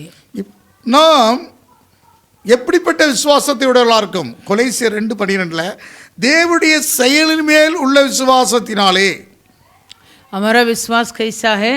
कोलोसियो दूसरा 12 कहता है परमेश्वर की सामर्थ पर विश्वास. பாருங்க, தேவன் ஒரு செயல் செய்தார். परमेश्वर एक काम किया, एक सामर्थ काम किया. மகத்துவமான மகா மேன்மை உள்ளது. தேவ பக்தியோட ரகசியம் வந்து மகா மேன்மை உள்ளது. परमेश्वर का बस भक्त का वेद बहुत श्रेष्ठ है, மகா மேன்மை உள்ளது. गंभीर 2:12 வாசித்தால் दूसरा 12 buried with him is the baptism in which you also were raised with him through faith in the working of God who raised him from the dead. அதாவது அந்த raised with him through faith in the working of God. அதாவது தேவன் செய்த ஒரு மகத்துவமான வேலை. परमेश्वर का एक सामर्थ काम. இதுவரைக்கும் அப்படி செய்யல. अभी तक ऐसे नहीं हुआ. அதனால தான் கிறிஸ்தவத்தில் 2 விசேஷம் ரொம்ப முக்கியமானது. आमीन. इसलिए मसीहा के जीवन में 2 बेबदल बात. இந்த உலகத்துல 2 விசேஷம் இருக்குங்க. इस संसार में 2 बेबदल बात. ஒன்று பிறப்பு, 2 இறப்பு. एक जन्म, दूसरा. ஆனா இயேசு கிறிஸ்துவின் பிறப்பு விசேஷம். यीशु मसीह के जन्म भी विशेष बात है. இயேசு கிறிஸ்துவின் மரணமும் விசேஷம். यीशु के मरण भी विशेष. 2 மாறாத விசேஷம் என்று எபிரேயர் 6:18 வாசிக்கிறோம். 2 बेबदल बात करके हम इब्रानी 6वां अध्याय 18 unchangeable things. 2 बेबदल बात. 2 காரியங்கள் மாறாத விசேஷம். 2 बेबदल बात है. ஹல்லேலூயா. हालेलुया. இயேசு கிறிஸ்துவின் பிறப்பு விசேஷம், மரணமும் விசேஷம். यीशु मसीह का जन्म और मृत्यु. அவர் ஒண்ணுல முடிக்கல, பிறந்த விசேஷத்தோட முடியல, அந்த மரணத்தை விசேஷமான செயலாக இருந்தது. यीशु मसीह का जन्म जो शुरू भी किया और यीशु का मरण में अंत भी हुआ. அதைத்தான் அந்த எபிரேயர் 6 எடுத்துக்கொள்ளும். எபிரேயர் 6:18 வாசித்தா இருக்கு. इब्रानी 6:18 நமக்கு முன் வைக்கப்பட்ட நம்பிக்கையை பற்றிக் கொள்ளும்படி அடைக்கலமாய் ஓடி வந்த நமக்கு 2 மாறாத விசேஷங்களினால் நிறைந்த ஆறுதல் உண்டாகும்படி எவ்வளவு போயிடாது அப்படி செய்தார். ताकि 2 बेबदल बातों के द्वारा जिनके विषय में परमेश्वर का झूठा ठहरना नोना है त्रिदास से हमारा डाडस बंद जाए तो शरण लेने को इसलिए दौड़े है कि उस आशा को जो सामने रखी हुई है प्राप्त करे. 2 மாறாத விசேஷம். 2 बेबदल बात. ஒன்னு இயேசு கிறிஸ்துவின் பிறப்பு விசேஷம், एक यीशु मसीह का जन्म, இன்னொன்னு மரணம். दूसरा यीशु मसीह का मृत्यु. 2 விசேஷம். दोनों विशेष बात है. எவ்வளவு வேணும் பொய்யறையாத தேவன் அப்படி செய்தார். आमीन. झूठा ठहरना परमेश्वर का अनोना है. அந்த நம்பிக்கை, उस आशा நமக்கு நிலையும் உறுதியும் தரைக்குள்ளா போகிறமா ஆத்ம நங்கரமா இருக்கு. वो आशा हमारे प्राण के लिए ऐसा लंगर है जो स्थिर और दृढ़ है और पर्दे के भीतर तक पहुंचता நமக்கு है. முன்னோடியாகிய இயேசு கிறிஸ்து மெலிதேசின்படி நித்திய விதனாசாரியராய் நமக்காக அந்த திரைக்குள் பிரவேசிக்கிறார். जहाँ यीशु ने मेलकिसेदेक की रीति पर सदा काल का महायाजक बनकर हमारे लिए अगुवा के रूप में प्रवेश किया. முன்னோடியார் இயேசு. हमारा अगुवा के रूप कौन है? यीशु. அவர்தான் உயிரோடு இருக்கிறார். वो ही जीवित है.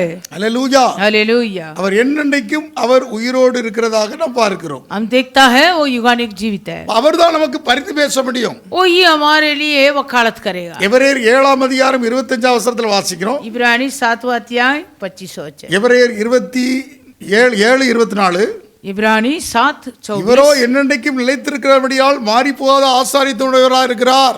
पर ये युगानुयुग रहता है, इस कारण उसका याजक पद अटल है. மேலும் நமக்கு மூலமாய் தேவனிடத்தில் சேர்வர்களுக்காக வேண்டுதல் செய்யும்படிக்கு அவர் எப்பொழுதும் உயிரோடு இருக்கிறபடியால் அவர்களை முற்றுமுடிய ரட்சிக்க வல்லவராக இருக்கிறார். इसलिए जो उसके द्वारा परमेश्वर के पास आते हैं वो उनका पूरा पूरा उद्धार कर सकता है, क्योंकि वो उनके लिए विनती करने को सर्वदा जीवित है. எப்பொழுதும் உயிரோடு இருக்கிறவர் அவர். सर्वदा यीशु जीवित है. அவர் யார்? वो वो कौन है? பரிசுத்தர், पवित्र है, குற்றப்பட்டவர், निष्कपट, மாசில்லாதவர், निर्मल, பாவிகளுக்கு விலகினவர், पापियों से अलग வானங்களெல்லாம் உயர்ந்தமாயிருக்கிற இவ்விதமான பிரதான ஆசாரியர் நமக்கு ஏற்றவராக இருக்கிறார். और स्वर्ग से भी ऊंचा किया हुआ ऐसी की मगायाचक हमारे योग्य है. இப்படிப்பட்ட ஒரு நிச்சயமான நம்பிக்கை நமக்கு இருக்கிறது. ऐसी एक निश्चित निश्चय आशा हमारे लिए है. அந்த தேவனுடைய செயலின்படி उस परमेश्वर के सामर्थ के இப்ப अनुसार. கொலோசியர் 2 எடுத்து வாசிங்க. अभी निकालेंगे कोलोसियों दूसरा அப்ப अध्याय. ஞானஸ்நானம்ங்கிறது என்ன? बपतिस्मा मतलब क्या है? இங்க கவனி, ஞானஸ்நானம் இங்க கவனிங்க. ஒன்று மரித்தல், एक அடக்கம் பண்ணப்படுதல், मर जाना, உயிர்த்தெழுதல். फिर गाढ़ा हो இது जाता, மூணு நடக்கிறது. फिर जी उठना, ये तीनों होता है. செத்த சரீரத்தை தான் அடக்கம் பண்ணணும். आमें जो मरा हुआ सब को गाढ़ा करेगा. உயிரோடு சரீரத்தை அடக்கம் பண்ணுவாங்களா? जीते जी गाढ़ा कर सकता है. இது தண்ணியிலே ஒரு உடன்படிக்கை. ये बपतिस्मा में एक वाचा, தேவனுடைய நீதி, पानी से एक वाचा, அது परमेश्वर, தேவனுடைய நீதியாக ये இருக்கு. परमेश्वर की அது முழு धार्मिकता. ஹிருதயத்தோட விசுவாசிகளுக்கு கொடுக்கப்படுகிறது. आमें जो पूरे मन से विश्वास करता है उनको அது मिलता ஒரு है. உடன்படிக்கை. ये एक वाचा है. மாம்ச அழுக்கு நீக்கிறது கிடையாது. ये शरीर की मैला निकालने वाला काम नहीं. பிறந்த போது எடுக்கிறது ஞானஸ்நானம் இல்ல. जो जन्म होने के बाद जो देता है वो बपतिस्मा ஞானம் नहीं. பிறந்ததுக்கு அப்புறம் தான் ஸ்நானம். जो बुद्धि मिलने के बाद இயேசு देता 30 है. வயசுல ஞானஸ்நானம் பண்ணப்பட்டார். यीशु 30 उम्र में बपतिस्मा தேவனுடைய पाया. நீதியை நிறைவேற்றினார். परमेश्वर को धार्मिकता को पूरा किया. கவனிங்க, सुनिए, யோர்தான்ல ஞானஸ்நானம் பண்ணப்பட்டார். यरदन नदी में यीशु बपतिस्मा लिया.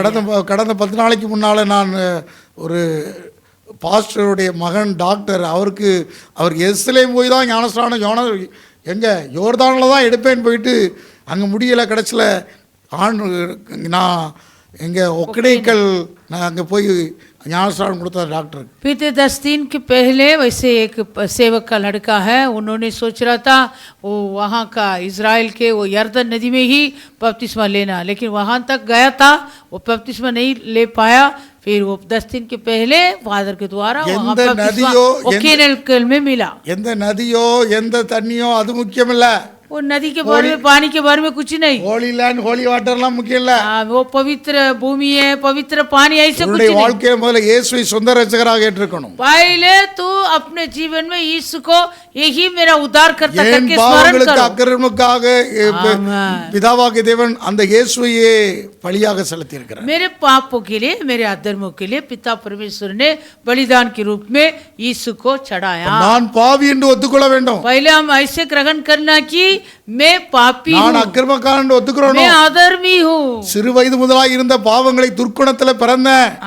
मैं ऐसे पाप के कारण தாய் मेरा जन्म வயிற்றிலிருந்து हुआ. துர்க்குணத்தில் பிறந்தேன். माँ के पेट से मैं ऐसे पापी बन के जन्म பாவ हुआ. பாவத்துக்காக ஒரு பரிகாரமாக இயேசு எனக்காக பலியாக இருக்கிறார். आमीन. मेरे पाप का प्रायश्चित के लिए यीशु मेरे लिए बलिदान हुआ. பாவத்தை அறிக்கை செய்து ஒத்துக்கொள்ளணும். ऐसे पहले पाप को अंगीकार करके हम स्मरण करना. அப்ப நீதி உள்ள அதைத்தான் ஒத்துக்கொள்ள வேண்டும் என்று ரோமர் கழுதத்தில் வாசிக்கிறோம். रोमियो में लिखा है हम पापों के बारे में मान ரோமர் लेना. 10ஆம் அதிகாரத்துல வாசிக்கிறோம். रोमियो 10वां अध्याय. ஞானஸ்நானங்கிறது சாதாரணமாக கொடுத்திருக்கிறார்கள். ரோமர் கழுதரும் 10ஆம் அதிகாரம் रोमियो 10वां अध्याय 9 10 8 9 10 வசனங்களை வாசிக்கிறோம். 8 9 और 10. ரோமர் கழுதரும் रोमियो வாசிக்கலாம்.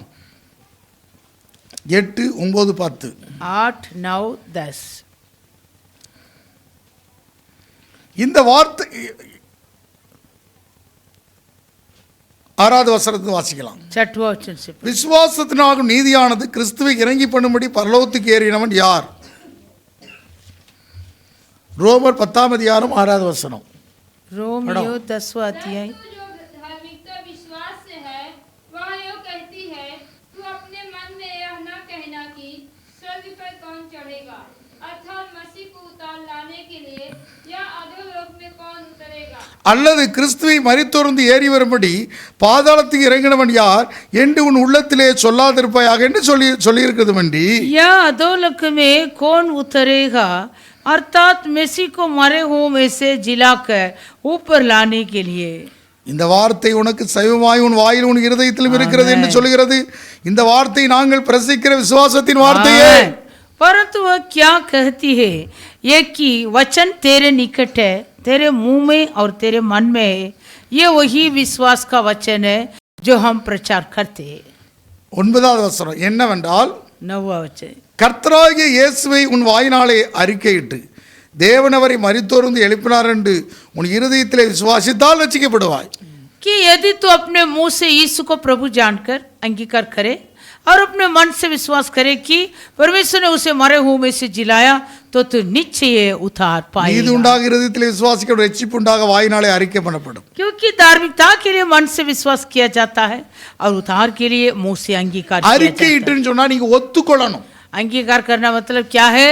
तो पहले मान लेना என் பாவங்களுக்காக, मेरे पापों के என் அக்கிரமங்களுக்காக मेरे अधर्म के लिए இயேசுதான் பரிகாரம். यीशु ही प्रायश्चित அவர்தான் किया. மரித்தோர்ந்து உயிரோடு எழுப்பினார். ओ ही मरे हुए में से जिलाया. இருதயத்திலே விசுவாசித்து வாயில அறிக்கை செய்யணும். तो पहले अपने मन में विश्वास रखो, अपने मुंह से अंगीकार இயேசுவே करो. ஆண்டவர் என்று சொல்லணும். यीशु ही प्रभु करके कहना, அவர்தான் எனக்கு கரையம் செலுத்தினார். ओ ही मेरे लिए दाम வேற चुकाया யாரும் இந்த பூமியில செலுத்தல. और कोई इस पृथ्वी में दाम नहीं அதை चुकाया. ஒத்துக்கொண்டு पहले हम इस विषय அறிக்கை को செய்யும் போது मान लेंगे, ये பாருங்க. अंगीकार करेंगे. உங்களுடைய பாவத்துக்கு மரித்து, पाप के लिए मरकर பாவத்துக்கு இயேசுதான் எனக்கு பரிகாரி मेरे पापों के लिए प्रायश्चित होने ஒத்துக்கொள்ளும் போது அறிக்கை செய்து ऐसे हम मान लेंगे. பாவத்துக்கு மரித்த ஒரு அனுபவம் தான் पाप के लिए मरा हुआ अनुभव அந்த அடக்கம் செய்யப்படுதல். फिर गाढ़ा होता है. அல்லேலூயா. हालेलुया. எங்க தண்ணீர போய் நம்ம कहाँ? पानी में. அடக்கம் பண்ணப்படுகிறது. पानी में गाढ़ा करेगा. இயேசு கிறிஸ்துல புதியதாக எழும்புறோம். यीशु मसीह पर हम नए जीवन से அப்ப மரித்தல், அடக்கம் செய்யப்படுதல், உயிர்த்தெழுதல். मर जाना, गाढ़ा होना, फिर जी उठना. மரிக்கிற அனுபவம் मरने वाले अनुभव. இயேசுவோடு கூட சிலுவையில் அறையப்பட்டு आमीन. यीशु के साथ क्रूस पर चढ़ाया இனி जाए. நான் அல்ல, अब मैं नहीं हूँ, என்னில் வாழ்வது கிறிஸ்து. मेरे पास कौन है? यीशु है. அப்ப நீங்க தனியா எதையும் செய்யக்கூடாது. तू கிறிஸ்து अकेले होकर कुछ नहीं कर सकता. அந்த செயல் மேல விசுவாசம், उस परमेश्वर के सामर्थ्य पर இயேசு लगा हुआ வாழ்ந்த विश्वास. வாழ்க்கைக்காக यीशु हमारे जीवन के लिए. என்னுடைய சரீரத்தை நான் அவருக்கு मैं अपने शरीर को यीशु மரிக்கிற அனுபவத்துல मरा हुआ अनुभव में சிலுவையில் அறையுண்டேன். क्रूस पर मैं मारा அப்ப गया. அப்ப உன்னுடைய சுய வாழ்க்கை அல்ல இனிமே. अब तुम्हारा स्वयं जीवन नहीं. சுயமா நீ எதை செய்து கொண்டிருந்த இதுக்கு முன்னால इसके पहले तू अपने स्वयं से सब நீ कुछ இப்போது किया. அவரோடு கூட அறையப்பட்டு விட்டாய். अब तू यीशु मसीह के साथ चढ़ाया गया. நீ உன் ஆசை இச்சையை நிறைவேற்றுறதுக்கு அல்ல. तेरे लालसा और अभिलाषा के लिए नहीं. கிறிஸ்துவுடையவர்கள் தங்கள் ஆசை இச்சைகளை சிலுவையில் அறைந்திருக்கிறார்கள். जो मसीहा का है वो अपने लालसा और अभिलाषा को अपने- क्रूस पर चढ़ा दिया. அப்படி அறையப்பட்ட ஒரு அனுபவத்துல ऐसे चढ़ाया हुआ अनुभव में மரித்த ஒரு அனுபவம். मरा हुआ अनुभव. என் வாழ்க்கை இந்த பூமிக்குரிய வாழ்க்கை அல்ல.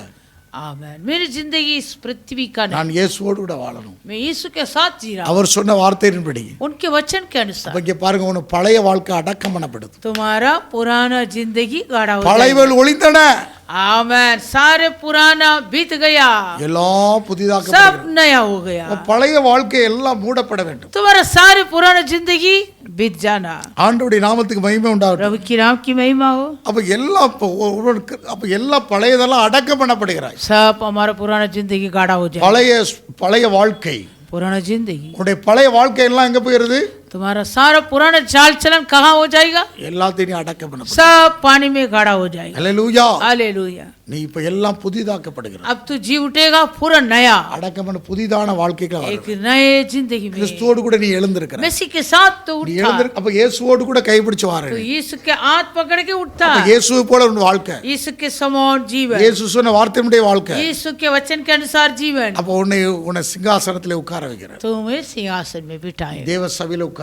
परमेश्वर के कलीसिया में बैठता. இப்ப நான் பரலோகம் உனக்கு மெம்பர்ஷிப் கார்டு கொடுக்கும். आमीन. ये बपतिस्मा होने के बाद स्वर्ग में तुम्हारा नाम भी लिखेगा. ஹல்லேலூயா. हालेलुया. இப்பதான் ஜீவ புத்தகத்துல பேர் எழுதப்படும். जीवन की पुस्तक में तुम्हारा नाम को இதுக்கு முன்னால लिखेगा. கிறிஸ்தவத்துல பிறந்தோம். इससे पहले मसीह के जीवन में जन्म हुआ बोलता. யாபேஸ், याबेस, நான் கிறிஸ்டியன் சொல்லி பேர் எழுதியிருப்பாங்க. मैं क्रिश्चियन करके नाम लिख ஏன்னா देता. அவர் கிறிஸ்தவ குடும்பத்துல பிறந்தனால கிறிஸ்தவர். क्योंकि याबेस मसीह का परिवार में जन्म हुआ इसलिए वो मसीह का. நமக்கு ஆதி, என் பேர் ஆதி, இப்ப ஜெனிசன் பேர் வச்சிருக்கேன். அவங்க இந்து குடும்பத்துல பிறந்தனால ஆதி. वो जेनिसन करके मैं उसका नाम रखा, लेकिन वो हिंदू परिवार में जन्म हुआ था, उसका नाम आदि था. நம்ம சேட்டன் இந்து குடும்பத்துல பிறந்தனால அவர் பேரு அம்பாடி. आमीन. तो वो चेतन हिंदू परिवार से जन्म है, उसका नाम अंबाड़ी இப்ப था. அவருக்கு ரெடிமேட் பேர் अभी வச்சிருக்கோம். मैं उसको रेडीमेड करके नाम रखा. முன்னாளுக்கு யாருக்கு ருத்ரா.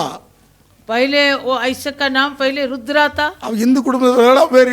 वो भी हिंदू परिवार का है, उसका नाम अभी ऐसक रखा. ஹல்லேலூயா. हालेलुया. சுஷ்மா, वो बहन का नाम सुषमा था, இந்து குடும்பத்தை हिंदू परिवार का जन्म இது है। பேர்ல கிடையாது, नाम में कुछ नहीं, மனம் திரும்பணும். मन फिराना। இங்க கவனிக்கணும், सुनिए என்ன பேரணும்?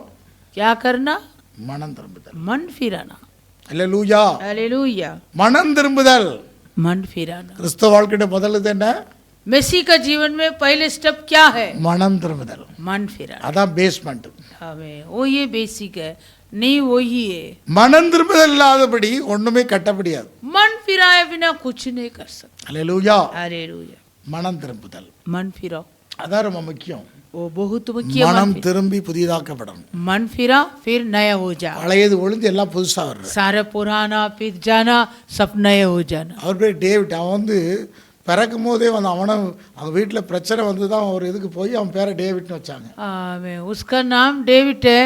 वो जन्म हुआ तभी उसका पप्पा एक कलिसिया में जाता था, इसलिए उसका डेविड करके नाम रख दिया। பேர் சும்மா கிறிஸ்துவ, ஆனா அவருக்கு மனம் திரும்புதல் இனிமே தான் இருக்கு. लेकिन नाम तो डेविड है, लेकिन वो भी मन फिरना। ராஜா பேரை வச்சுக்கிட்டு ஏமாத்த கூடாது. ऐसे एक राजा का नाम रखे धोखा नहीं देना। அல்லேலூயா. அவர் தாவீது தாசன். அவர் वो दाऊद है, वो दास है। டேவிட் கிங் டேவிட் பெரிய தாசன். क्या में राजा दाऊद एक बड़ा दास, मैन ऑफ गॉड। परमेश्वर का दास। Isaac man of God. Isaac भी परमेश्वर का दास है। அல்லேலூயா. हालेलुया। பரிசுத்தவான்கள் ஜெனிசன், அதாவது ஆதி தகப்பன்மார்கள் பரிசுத்தவான்கள். हमारे बाप दादा लोग कोने पवित्र लोग இங்க பாருங்க, வேதத்துல शास्त्र में பேரை வச்சுக்கிட்டு அது மேல நம்ம வரக்கூடாது. नाम को रख के कुछ नहीं, நாமே காம் नहीं है. பேர்ல வேலை கிடையாது। அப்போ முதலாவது கேட்கணும், உண்மையாக இப்படிப்பட்ட அனுபவத்துல வந்து सच्चा मन फिरा हुआ अनुभव में आकर சபையிலே சேர்க்கப்படுகிறோம். कलिसिया में इकट्ठा होना। சர்ச்னா என்ன பேரு? எக்லீசியா. சர்ச்னா கிரேக்க பதத்துல எக்லீசியா, मंडली मतलब यूनानी शब्द में एक्लीसिया, அதாவது வெளியே அழைக்கப்பட்டவர்கள். बाहर बुलाए हुए हो, அதாவது இஷ்டம் போல வாழ்ந்து கொண்டிருக்கிற வாழ்க்கையிலிருந்து தேவன் வித்தியாசமான मतलब जो अपने मनमानी जीवन बिताता है उसी अनुभव से प्रभु अपने के लिए हमें ऐसे बाहर இஷ்டம் போல வாழ்றதுக்காக நீ பிழைக்கல.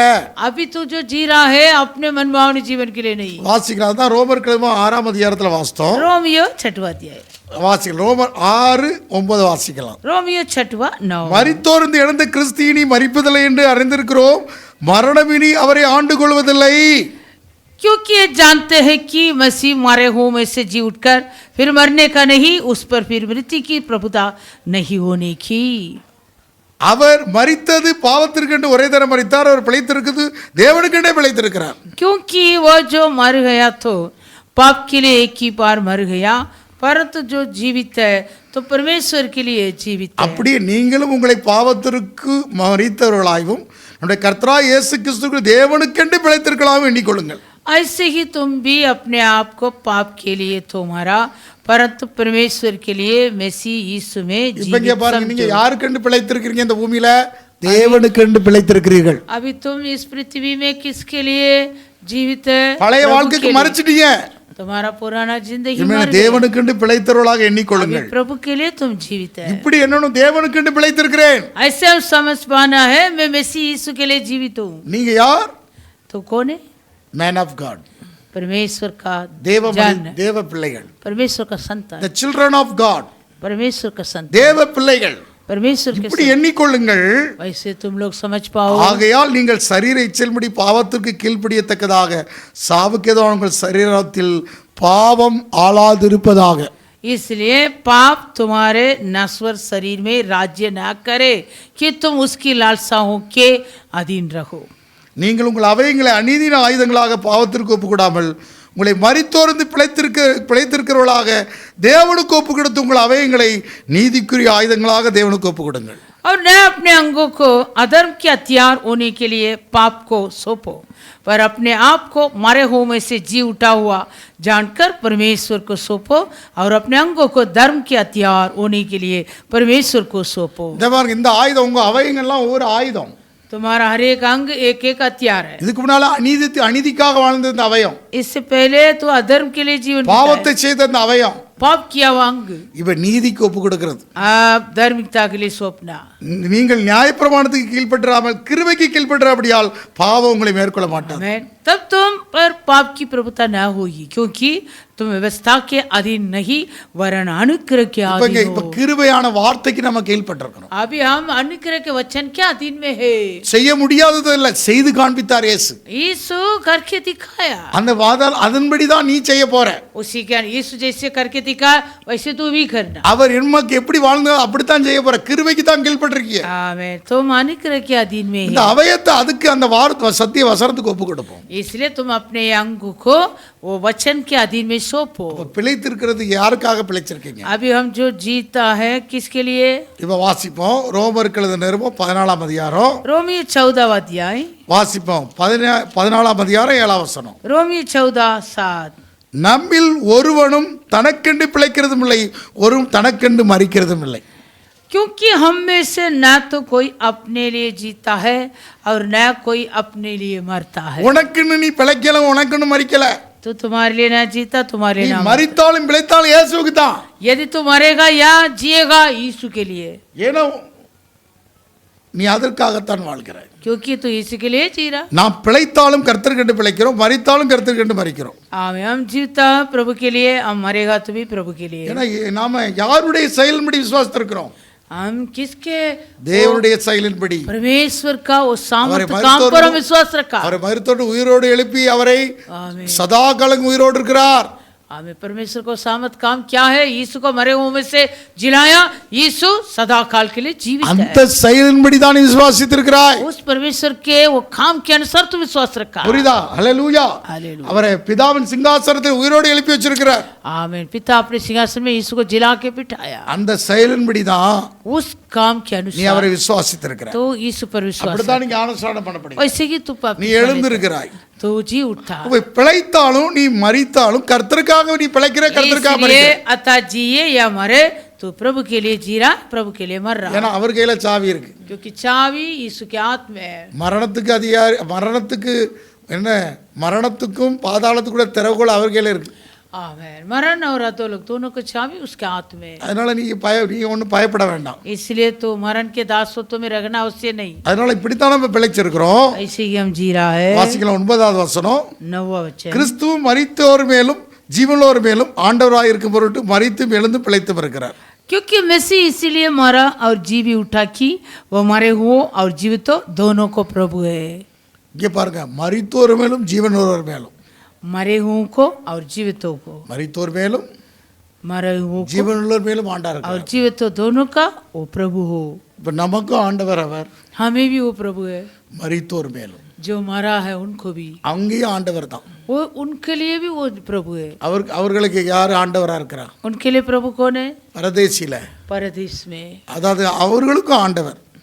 वो जो मर के परदेश में है उन लोग भी यीशु ही प्रभु है। இங்க பாருங்க, அப்போ அவர் மரித்து எழுந்தும் பிழைத்தும் இருக்கிறார். आमीन। वो मरा है, उठा है, जी भी उठा। எடுத்து வாசிக்கலாம். பிலிப்பியர்கள் இருப்போம். फिलिपियो எடுத்து வாசிக்கலாம். பிலிப்பியர்கள் இருப்போம் 1ஆம் அதிகாரம் फिलिपियो पहला अध्याय 20வது வசனத்தை வாசிக்கலாம். 20वां वचन। பிலிப்பியர் 1:20. फिलिपियो पहला 20। நான் ஒன்றிலும் வெட்கப்பட்டு போகாமல் எப்பொழுது போல இப்பொழுது மிகுந்த தைரியத்தோட ஜீவனாலும் சாவினாலும் கிறிஸ்தியன் சரீரத்திலே மகிமைப்படுவார் என்று எனக்கு உண்டாயிருக்கிற வாஞ்சியும் நம்பிக்கையும் தக்கதாய் அப்படி முடியும். मैं तो यही आर्थिक लालसा और आशा रखता हूँ कि मैं किसी बात में लज्जित न हो, पर जैसे मेरी प्रबल साहस के कारण मसीह की बढ़ाई मेरी देह के द्वारा सदा होती रहे है, वैसे ही अब भी हो, चाहे मैं जीवित रहूं या मर जाऊं। இங்கே பாருங்க, அவன் ஜீவனோடு இருந்தாலும் சரி சாவனாக இருந்தாலும் சரி அவனுக்குள்ள பெரிய ஒரு நான் வெட்கப்பட்டு போக மாட்டேன். அப்போஸ்தலன் பவுல் இது இந்த பிலிப்பியருக்கு நிருபம் சிறையில் இருந்து எழுதினாக சொல்லப்பட்டிருக்கு. ये प्रेरित पौलुस ने ऐसे कहता है, जो फिलिपियस के पत्री में लिखा है। वो जब कैदी होकर जेल में था तभी ये पत्री को लिखा। वो कहता यदि मैं मरेगा या जीवित रहेगा मेरा कुछ இந்த பிலிப்பியர் लज्जित नहीं होगा। இந்த பிலிப்பியருக்கு நிருபத்தில் கிறிஸ்து, நற்செய்தி, மகிழ்ச்சி இது மூணும் தான் அங்கே வலியுறுத்தி சொல்லுது. ये फिलिपियों के पत्री में मसीह और सुसमाचार और आनंद ये तीनों के बारे में लिखा। இந்த நிருபத்தில் தான் அதிகமாக அதாவது ஜாய், ரிஜாய்ஸ், அதாவது இந்த மகிழ்ச்சியான கிளாட்னஸ், இந்த மகிழ்ச்சிங்கிற வார்த்தை 16 தடவை சொல்லப்பட்டிருக்கு. आमेन। इस फिलिपियों के पत्री में आनंद और मगन के शब्द 16 बार लिखा। அதாவது அதுக்கு ஒரிஜினல் அர்த்தம் கிரேக்கத்தில் கைரோ, மகிழ்ச்சிங்கிற வார்த்தை. आमेन। कैरो। यूनानी शब्द में ये आनंद मगन का ओरिजिनल अर्थ कैरो। அதாவது இந்த அதிகாரத்தில் தான் ரிஜாய்ஸ், கிளாட்னஸ், கிளாட், ஜாய் இப்படிங்கிற வார்த்தைங்க அதிகமாக உபயோகப்படுத்தப்பட்டிருக்கு. इस अध्याय में आनंद मगन सब कुछ लिखा है। ஆண்டவருடைய நாமத்துக்கு மகிமை உண்டாகட்டும். प्रभु के नाम की महिमा। இதுல அவ்வளவு பாருங்க, சிறையில் இருந்த ஒரு விசுவாச திருச்சபைக்கு ஒரு நம்பிக்கையோடு கூட எழுதுகிறார், விசுவாசத்தோடு எழுதுகிறார். ये प्रेरित पौलुस ऐसे जेल में था, फिर भी मसीहा के लोगों के लिए, मंडली के लिए एक आशा के साथ, विश्वास भरोसा के साथ लिख रहा है। ஒரு பாட்டு கூட தமிழ்ல வந்திருக்கு. तमिल में एक गीत भी आया। உம்மோடுதான் மரித்தாலும் உம்மோடுதான், அப்படி ஒரு பாட்டு வந்திருக்கு. ऐसे अभी तमिल में गीत आया, मरेगा तो भी आपके साथ है, நல்ல பாட்டு. जीगा तो भी आपके साथ। இங்க பாருங்க, வாழ்க்கையில சொல்றாங்க யானை இருந்தாலும் 1000 மணி தான், மரிச்சாலும் 1000 மணி தான் சொல்லுவாங்க. ऐसे कहावत कहेंगे, यदि आती रहेगा तो भी 1000 और मरेगा तो भी 1000 मिलता है। அல்லேலூயா. हालेलुया। இருந்தாலும் 1000 பொண்ணு, மரித்தாலும் 1000 பொண்ணு. वो रहेगा तो भी, जिएगा तो भी, आती जिएगा तो भी 1000 सोना, वो मरेगा तो भी 1000 सोना। 1000 கூட இங்கே கவனிக்கணும். 1000 அதனுடைய தந்தம் இருக்குல்ல, தந்தம் उसके तात, आमीन। क्योंकि आती का जो तात அது है விலை ना, உயர்ந்தது. वो बहुत बहुमूल्य है அல்லேலூயா. चीज है। முழுமையாக அது விலை உயர். அதை போல இங்கே கவனிக்க வேணும். ऐसे நீ இருந்தாலும் மரித்தாலும், நீ பிழைத்தாலும் மரித்தாலும் நீ தேவனுக்கென்று தான். वैसे अतः तो जिए या मरे तो प्रभु के लिए है। ரட்சிக்கப்பட்டவர்களுக்கு திருச்சபைக்குள்ள இப்படி ஒரு விசுவாசம் வரணும். आमीन। जो उतार पाया हुआ मंडली के अंदर அப்போதான் நீ நல்ல போராட்டத்தை போராடுவாய், விசுவாசத்தை காத்துக்கொண்டு ஓட்டத்தை முடிப்பாய். இது முதல் உனக்கு நீதியின் கிரீடம் வைக்கப்பட்டிருக்கிறது. तब तो अच्छी कुश्ती लड़ेगा, विश्वास का रखवाली करेगा, अपने दौड़ को भी पूरा करेगा, फिर तुम्हारे लिए एक धर्म का मुकुट भी। நிச்சயம் இல்லாம ஓடக்கூடாது. आमीन। लक्ष्य बिना नहीं திருச்சபையும் ஊழியக்காரனும் நிச்சயம் இல்லாத ஓடிக்கொண்டிருக்கிற ஓட்டத்தில் இருக்கிற காலமா இருக்கிறது. आजकल लेकिन सारे सेवकाएं और मंडली निश्चय बिना ओ लक्ष्य அப்போஸ்தலன் பவுல் பிலிப்பியருக்கு சபையில சொல்றாரு, அதாவது நான் அந்த 20வது வசனத்திலிருந்து 25வது வசனம் வாசித்தா அருமையா இருக்குது. आमीन। 20 वचन से 25 वचन तक பிலிப்பிய பைலாதியாய் பிலிப்பியர்கள் நிருபம் 1ஆம் அதிகாரம் 20வது வசனத்தை நம்ம நிதானமா வாசிப்போம். फिलिपियों पहला अध्याय 20 वचन से हम धीरे से पढ़ेंगे। நான் ஒன்றிலும் வெட்கப்பட்டு போகாமல் எப்பொழுது போல இப்பொழுதும் மிகுந்த தைரியத்தோட ஜீவனாயிலும் சாவினாலாயிலும் கிறிஸ்தியன் சரீரத்திலே மகிமைப்படுவார் என்று எனக்கு உண்டாயிருக்கிற வாஞ்சையின் நம்பிக்கையும் தக்கதாய் அப்படி முடியும். मैं तो यही आर्थिक लालसा और आशा रखता हूँ कि मैं किसी बात में लज्जित न हो, पर जैसे मेरे प्रबल साहस के कारण मसीह की बड़ाई मेरी देह द्वारा सदा होती रही है, वैसे ही अब भी हो, चाहे मैं जीवित रहूं या मर जाऊं। கிறிஸ்தியனுக்கு ஜீவன், சாவினுக்கு ஆதாயம். क्योंकि मेरे लिए जीवित रहना मसीह में और मर जाना लाभ है। ஆகிலும் சரீரத்தில் பிழைக்கிறதுனால் எனக்கு கிரியைக்கு தக்க பலன் உண்டாயிருப்பதனால் நான் தெரிந்து கொள்ள வேண்டியது இன்னதென்று அறியேன். पर यदि शरीर में जीवित रहना ही मेरी काम के लिए लाभदायक है तो मैं नहीं जानता है कि किसको चुनूं। இவ்விரண்டிலும் நான் நெருக்கப்படுகிறேன். தேகத்தை விட்டு பிரிந்து கிறிஸ்துவோடு கூட இருக்க எனக்கு ஆசை உண்டு, அது அதிக நன்மையா இருக்கும். क्योंकि मैं दोनों के बीच अदर में लड़का हूँ। जी तो चाहता है कि कुछ करके मसीह के पास जा रहा हूँ, क्योंकि यह बहुत ही अच्छा है। அப்படி இருந்தும் நான் சரீரத்திலே தனித்திருப்பது உங்களுக்கு அதிக அவசியம். आमीन। परंतु शरीर में रखना तुम्हारे कारण और भी आवश्यक है। இந்த நிச்சயத்தை கொண்டிருந்து நான் மறுபடியும் உங்களிடத்தில் வருகிறதுனால் என்னை குறித்து உங்களுக்கு மகிழ்ச்சி கிறிஸ்து இயேசுக்குள் பெருகும்படிக்கு, इसलिए कि मुझे इसका भरोसा है, अतः मैं जानता हूँ कि मैं जीवित रहूंगा वरन तुम सबके साथ रहूंगा, जिससे तुम विश्वास में दृढ़ होते जाओ और उसमें आनंदित रहो। இந்த சபை எங்கே எப்போ உண்டாச்சுன்னா அப்போஸ்தலர் நடவடிக்கைகள 16ஆம் அதிகாரத்தில் உண்டாச்சுது. एक कलिसिया प्रेरितों के कामों में पुस्तकों में 16 अध्याय में एक कलिसिया के बारे में படிக்க இப்போ நேரம் இல்லை. अभी समय नहीं। அங்கே மக்கெதோனியா நாட்டில் அந்த ரோமர்கள் நிறைய குடியிருந்தார்கள். वहाँ मकेदोनिया देश में रोमानिय लोग बहुत थे. அங்கே அந்த பிலிப்புங்கக்கூடிய ஒரு பட்டணம். वहाँ एक नगर था, वो नगर का नाम फिलिपो. இது மகா அலெக்சாண்டருடைய தகப்பனார் மக்கதனியாவிலே இருந்த நாட்களில் அப்படிப்பட்ட ராஜாக்களுடைய பெயர்கள் தான் அந்த பிலிப்பியர் பட்டணத்துக்கு வச்சப்பட்டிருக்கு. जो महा अलेक्जेंडर है उनका पिता के दिनों में वहाँ का राजा का नाम है वो फिलिपो. वो नाम वो नगर को रखा. ஆண்டவருடைய நாமத்துக்கு மகிமை உண்டாகட்டும். प्रभु की नाम की महिमा हो. அதாவது பிலிப்புங்கிறது கவனிக்க வேண்டும். அது ஒரு அந்த இருந்த காலங்களில் பிலிப்பி திருச்சபை அங்கே உண்டாயிருக்கிறது. उन दिनों में वहाँ फिलिपुस नाम में एक मंडली हुआ. அங்கே பவுலையும் சீலாவையும் பிடித்து அடித்து அங்கே தொழுமரத்தில் கட்டி சிறைச்சாலை போட்டாங்க அப்படிலாம் நம்ம படிச்சிருக்கிறோம். हम ऐसे वहाँ वचन को पढ़ता है, पौलुस और सीलास दोनों को पकड़ के मारा है, फिर ऐसे एक खाट पर उनको लड़काया. இப்படிலாம் நம்ம சிறைச்சாலை கதவையை ஆண்டவர் திறந்தார். அவங்க துதித்து பாடினார்கள், சிறைச்சாலையை திறந்தார். ये भी हम जानता है वचन को. फिर वो लोग ऐसे रातों रात स्तुति किया प्रभु को, तब ऐसे नींव हिलने लगा. அங்கே அப்படிப்பட்ட வேளையில் ரட்சிக்கப்பட்ட அந்த சிறைச்சாலை காவல்காரர்களாக ரட்சிக்கப்பட்டதாக நம்ம படிச்சிருக்கோம். वैसे जो तरवा ये सबको देख कर वहाँ जो था वो सारी बहुरू लोग भी उतार पाए. இந்த மக்கதனியா நாட்டை குறித்து சொல்லப்பட்டிருக்கிறது. वैसे मकेदोनिया देश के बारे में लिखा. மக்கதனியா என்றாலே இந்த நாட்களில் யார அலெக்சாண்டருடைய அந்த மக்கதனியா அலெக்சாண்டருடைய நாடு. मकेदोनिया बोले हो तो उन दिनों में वो महा अलेक्जेंडर का देश है. நம்ம சரித்திரத்தில் படிச்சிருக்கோம். हम इतिहास में पढ़ा है. அல்லேலூயா. हालेलुया. இந்த மக்கதனியா அந்த பிலிப்பியர் சபை அப்போஸ்தலன் பவுலுக்கு அதிகமாக உதவி செய்தது, கொடுத்தது. वो फिलिपियो कलीसिया प्रेरित पौलुस के लिए अधिक सहायता किया. பவுலுக்கும் கொடுத்தது.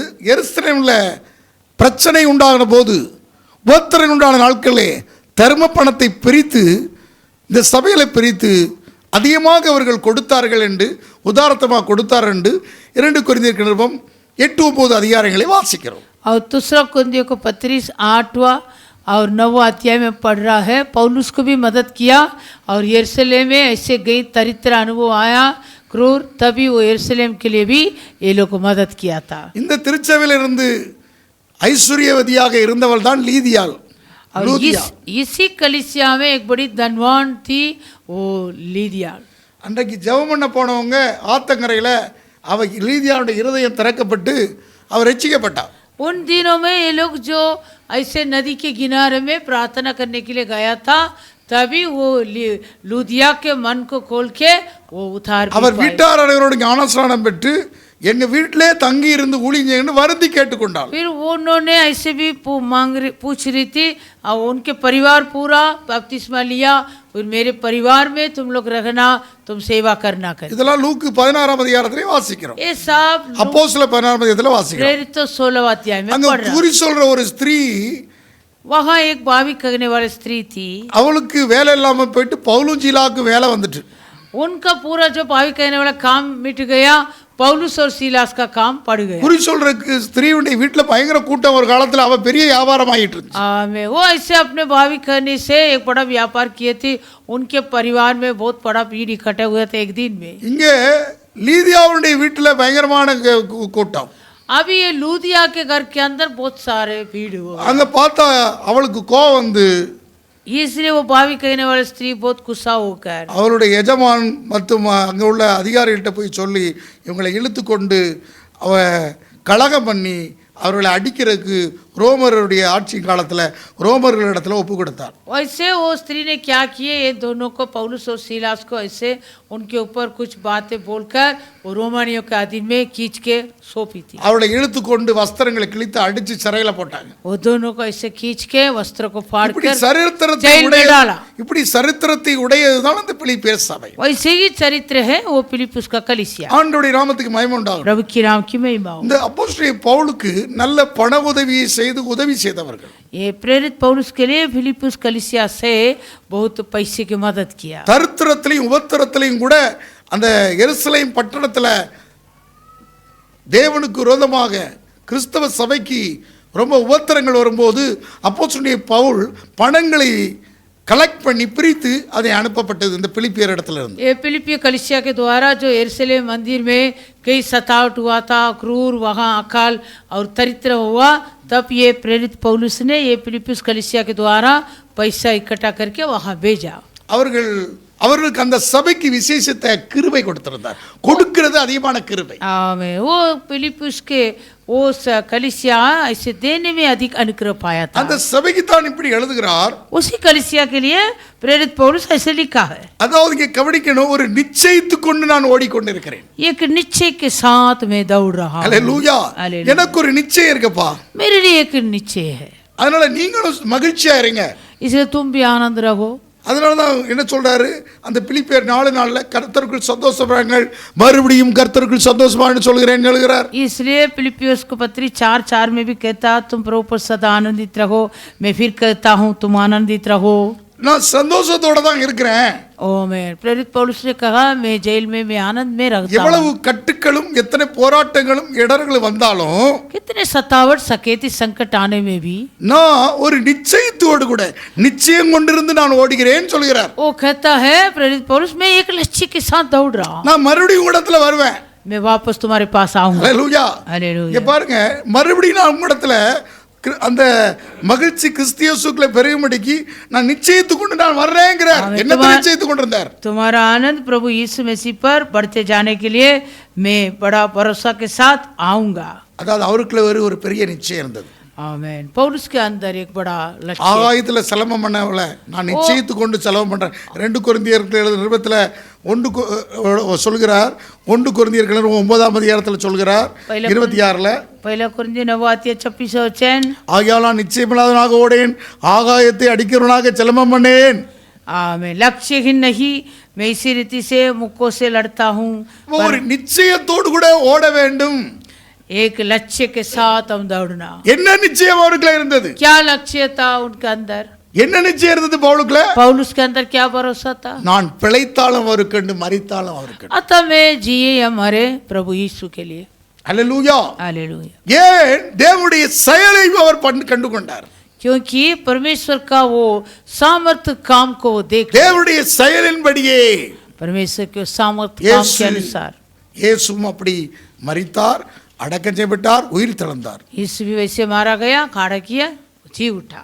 இயேசுவும் அப்படியே மரித்தார், यीशु भी वैसे मारा, பிழைத்திருக்கிறார், जी भी उठा, அவர் தேவனுக்கென்றே பிழைத்திருக்கிறார். और परमेश्वर के लिए जी उठा. அப்ப நானும் மரிச்சாலும் பிழைத்தாலும் அவருக்காக, மரித்தாலும் அவருக்காக சொல்கிறார். इसलिए प्रेरित पौलुस कहता है, मैं भी जिएगा तो भी या मरेगा तो भी प्रभु के लिए. எவ்வளவு அருமையா பேசுறார் பாருங்க. कितने अच्छे वो बात करता है. அல்லேலூயா. அல்லேலூயா. அதனால தான் சொல்றாரு 20வது வசனத்துல, பிலிப்பியர் 1:20ல, फिलिपियो 1:20, நான் ஒன்றிலும் வெட்கப்பட்டு போக மாட்டேன், मैं किसी विषय में भी लज्जित नहीं हूँ. எப்பொழுதும் போல இப்பொழுதும் மிகுந்த தைரியத்தோட, எப்பொழுதும் போல அவன் தைரியம் இருக்கிறதுங்கிறார். सर्वदा वो साहस के साथ था.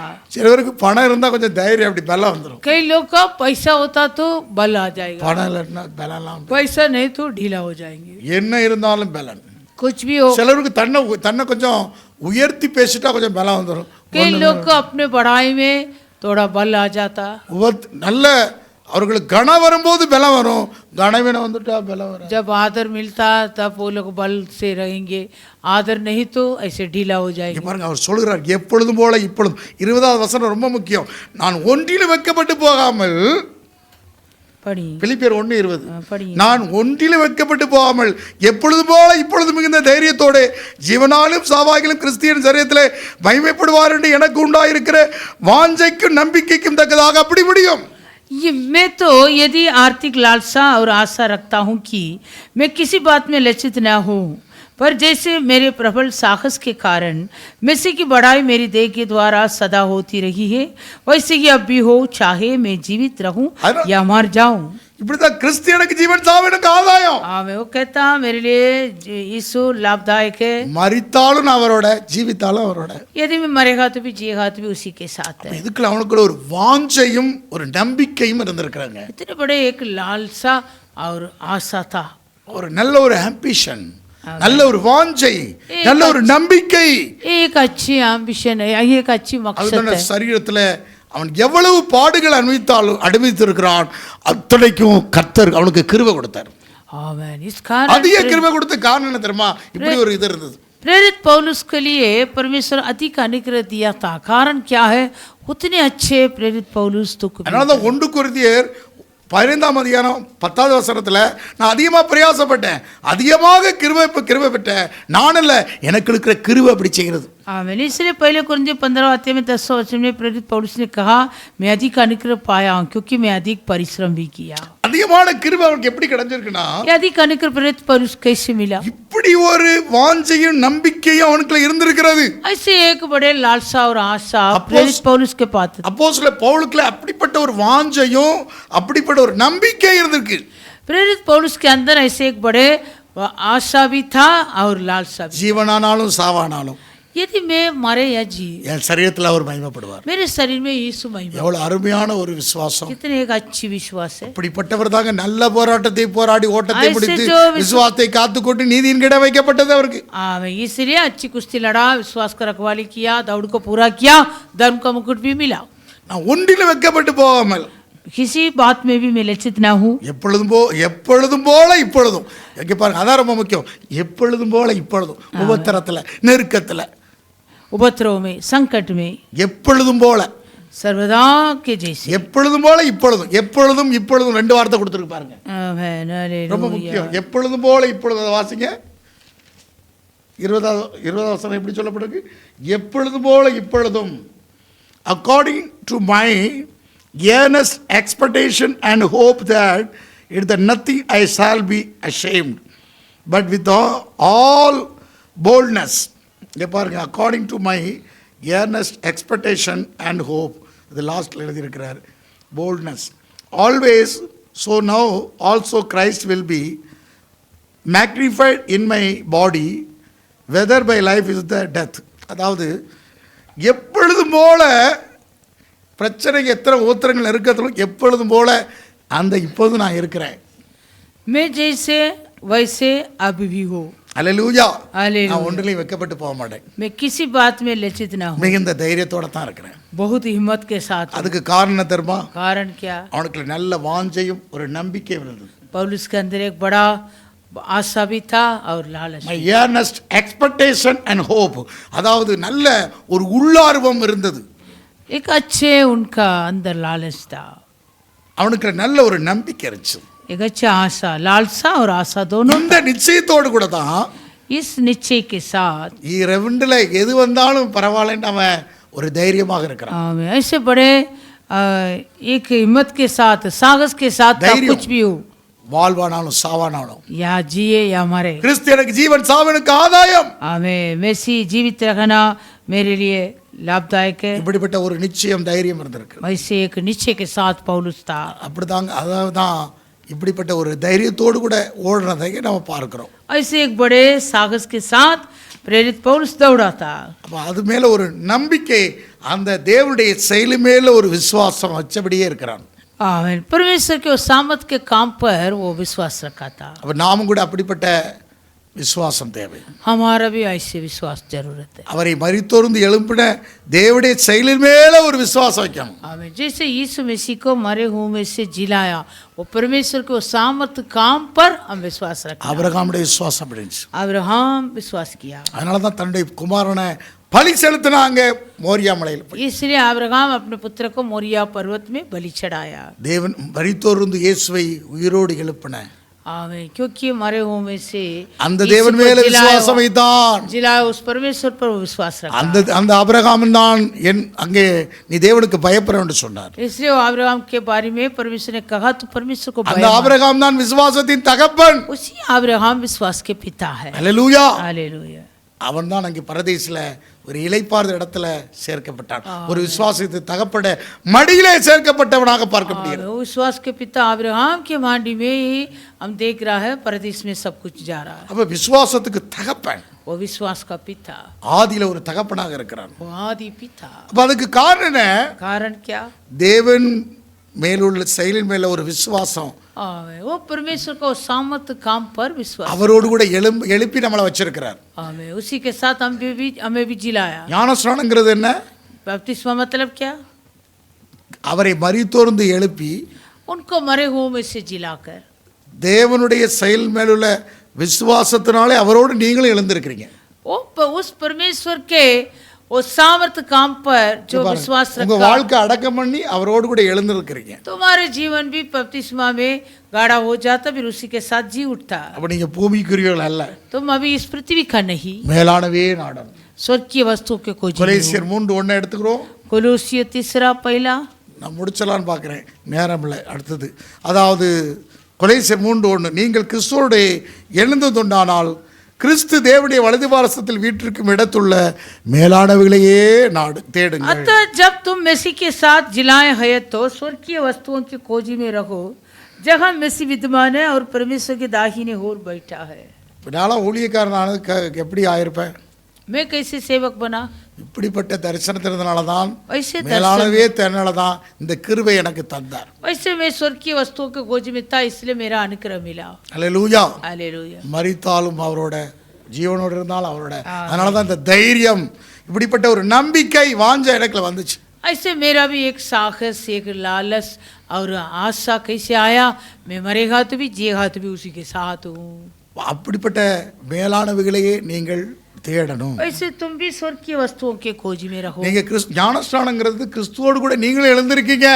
बपतिस्मा मतलब मसीह के साथ तुम भी जी उठा। ராயப்பா, கிறிஸ்துவோடு கூட நீங்களும் எழுந்திருக்கிற, मसीह के साथ तुम भी जी उठेगा। இனி தோல்வி உனக்கு கிடையாது. अभी तो नहीं आएगा। கிறிஸ்துவோடு கூட நீ எழுந்தது உண்டானால் तो मसीह के साथ जी उठेगा तो கிறிஸ்து தேவனுடைய வலது பாரசத்தில் வீற்றிருக்கும் இடத்தில் உள்ள மேலானவையா நீ தேடு. जो मसीह विद्यमान है परमेश्वर के दाहिने ओर, उस स्वर्गीय वस्तुओं के खोज में रहो। பூமியில் உள்ள அல்ல, மேலானவையே நீ நாடு. पृथ्वी पर का नहीं, स्वर्गीय वस्तुओं के खोज। ஏனென்றால் நீங்கள் மரித்தீர்கள், क्योंकि तुम मारे गए। உன் ஜீவன் கிறிஸ்துவனுடைய தேவனுக்குள் மறைந்திருக்கிறது. आमीन। तुम्हारा जीवन मसीह के साथ परमेश्वर में छिपा அப்படி हुआ है। மேலானவை நீ கிறிஸ்து வீட்டிற்கும் அந்த வலது பாரசத்தில் வீட்டிருக்கிறார், அந்த இடத்தில் மேலானவையை தேடுனா मसीह जो पिता के दाहिने ओर विद्यमान है, उस स्वर्गीय वस्तुओं के खोजी में तो हो गए तो உனக்கு தூதர்கள் வல்லமை அதிகாரம்லாம் உனக்கு கீழ்ப்படும். तुम्हारे लिए अधिकारियों, सामर्थों और फरिश्तों अधीन हो जाएगा। உனக்கு தூதர்கள் உதவி செய்வாங்க.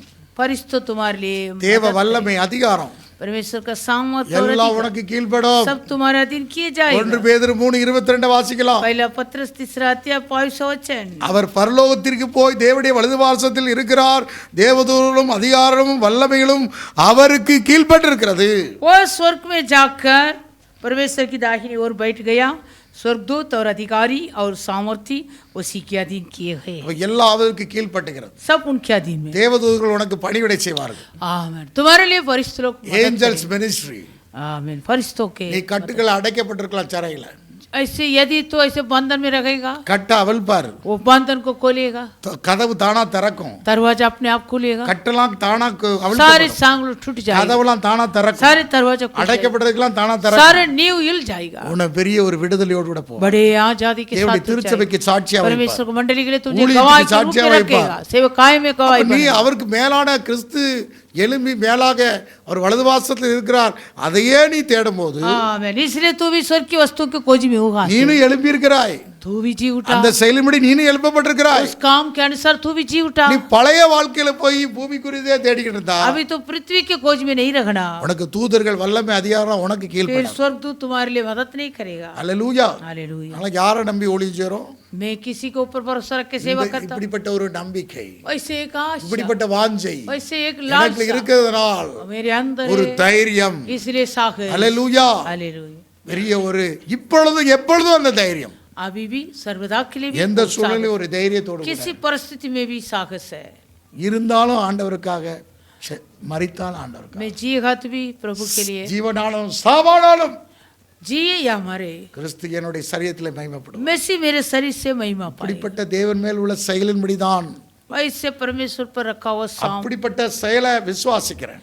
ऐसे परमेश्वर के सामत काम पर அதற்கு मैं विश्वास இயேசுதான் करता हूँ। முதல்ல முன்மாதிரி, यीशु ही अगुवा के रूप, அவர்தான் முதல்ல ஃபோர் ரன்னர். वो ही हमारे पहले दौड़ाता, அந்த இப்படிப்பட்ட முன்னோடி वो अगुवा के रूप இயேசு. यीशु। ஆகவே தான் நான் மரித்தேன், ஆனால் சதாகாலம் உயிரோடு இருக்கிறேன். इसलिए इसने कहा देखो मैं मर गया था परंतु अब सदा। மரணத்துக்கும் பாதாளக்குற தரவுகளை உடையவராக இருக்கிறார். आमीन। दोनों को चाबी मरण और अधोलोक उनके ஆனா அவன் पास। பூட்டான திறந்தான. इसलिए वो खोलने में बंद करने में क्या है? நீங்கள் தேவன் செய்த செயலின் மேல விசுவாசம் வைத்து நாம் எழுந்து நாம் அவருடைய सिंहासनத்திலே உட்கார வச்சிருக்கிறார். आमीन। परमेश्वर का वो सामर्थ्य काम पर हम विश्वास रखा, इसलिए उसी के साथ हम भी जिलाया, हमें भी ऊपर के स्थान पर அவை बिठाया। மேலானதே इसलिए हम स्वर्ग की वस्तु அதையே की खोज நாட में, வேண்டும். उसी खोज में रहेंगे। அப்போது தூதர்கள் வல்லமை அதிகாரம் நமக்கு கீழ்ப்பற்றும். तब परिस्तों सामर्थ्य अधिकारी हमारे अधीन हो जाएंगे।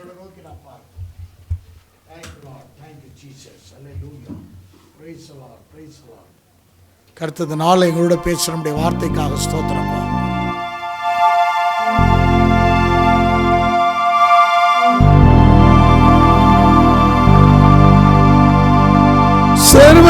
सर्वशक्तिमान अपना मेरा मृत्युंजय भगा जीवन मेरा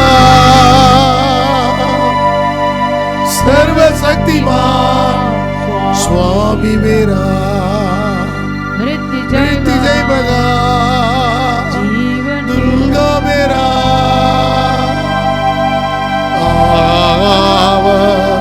आश्चर्य तू है, ओ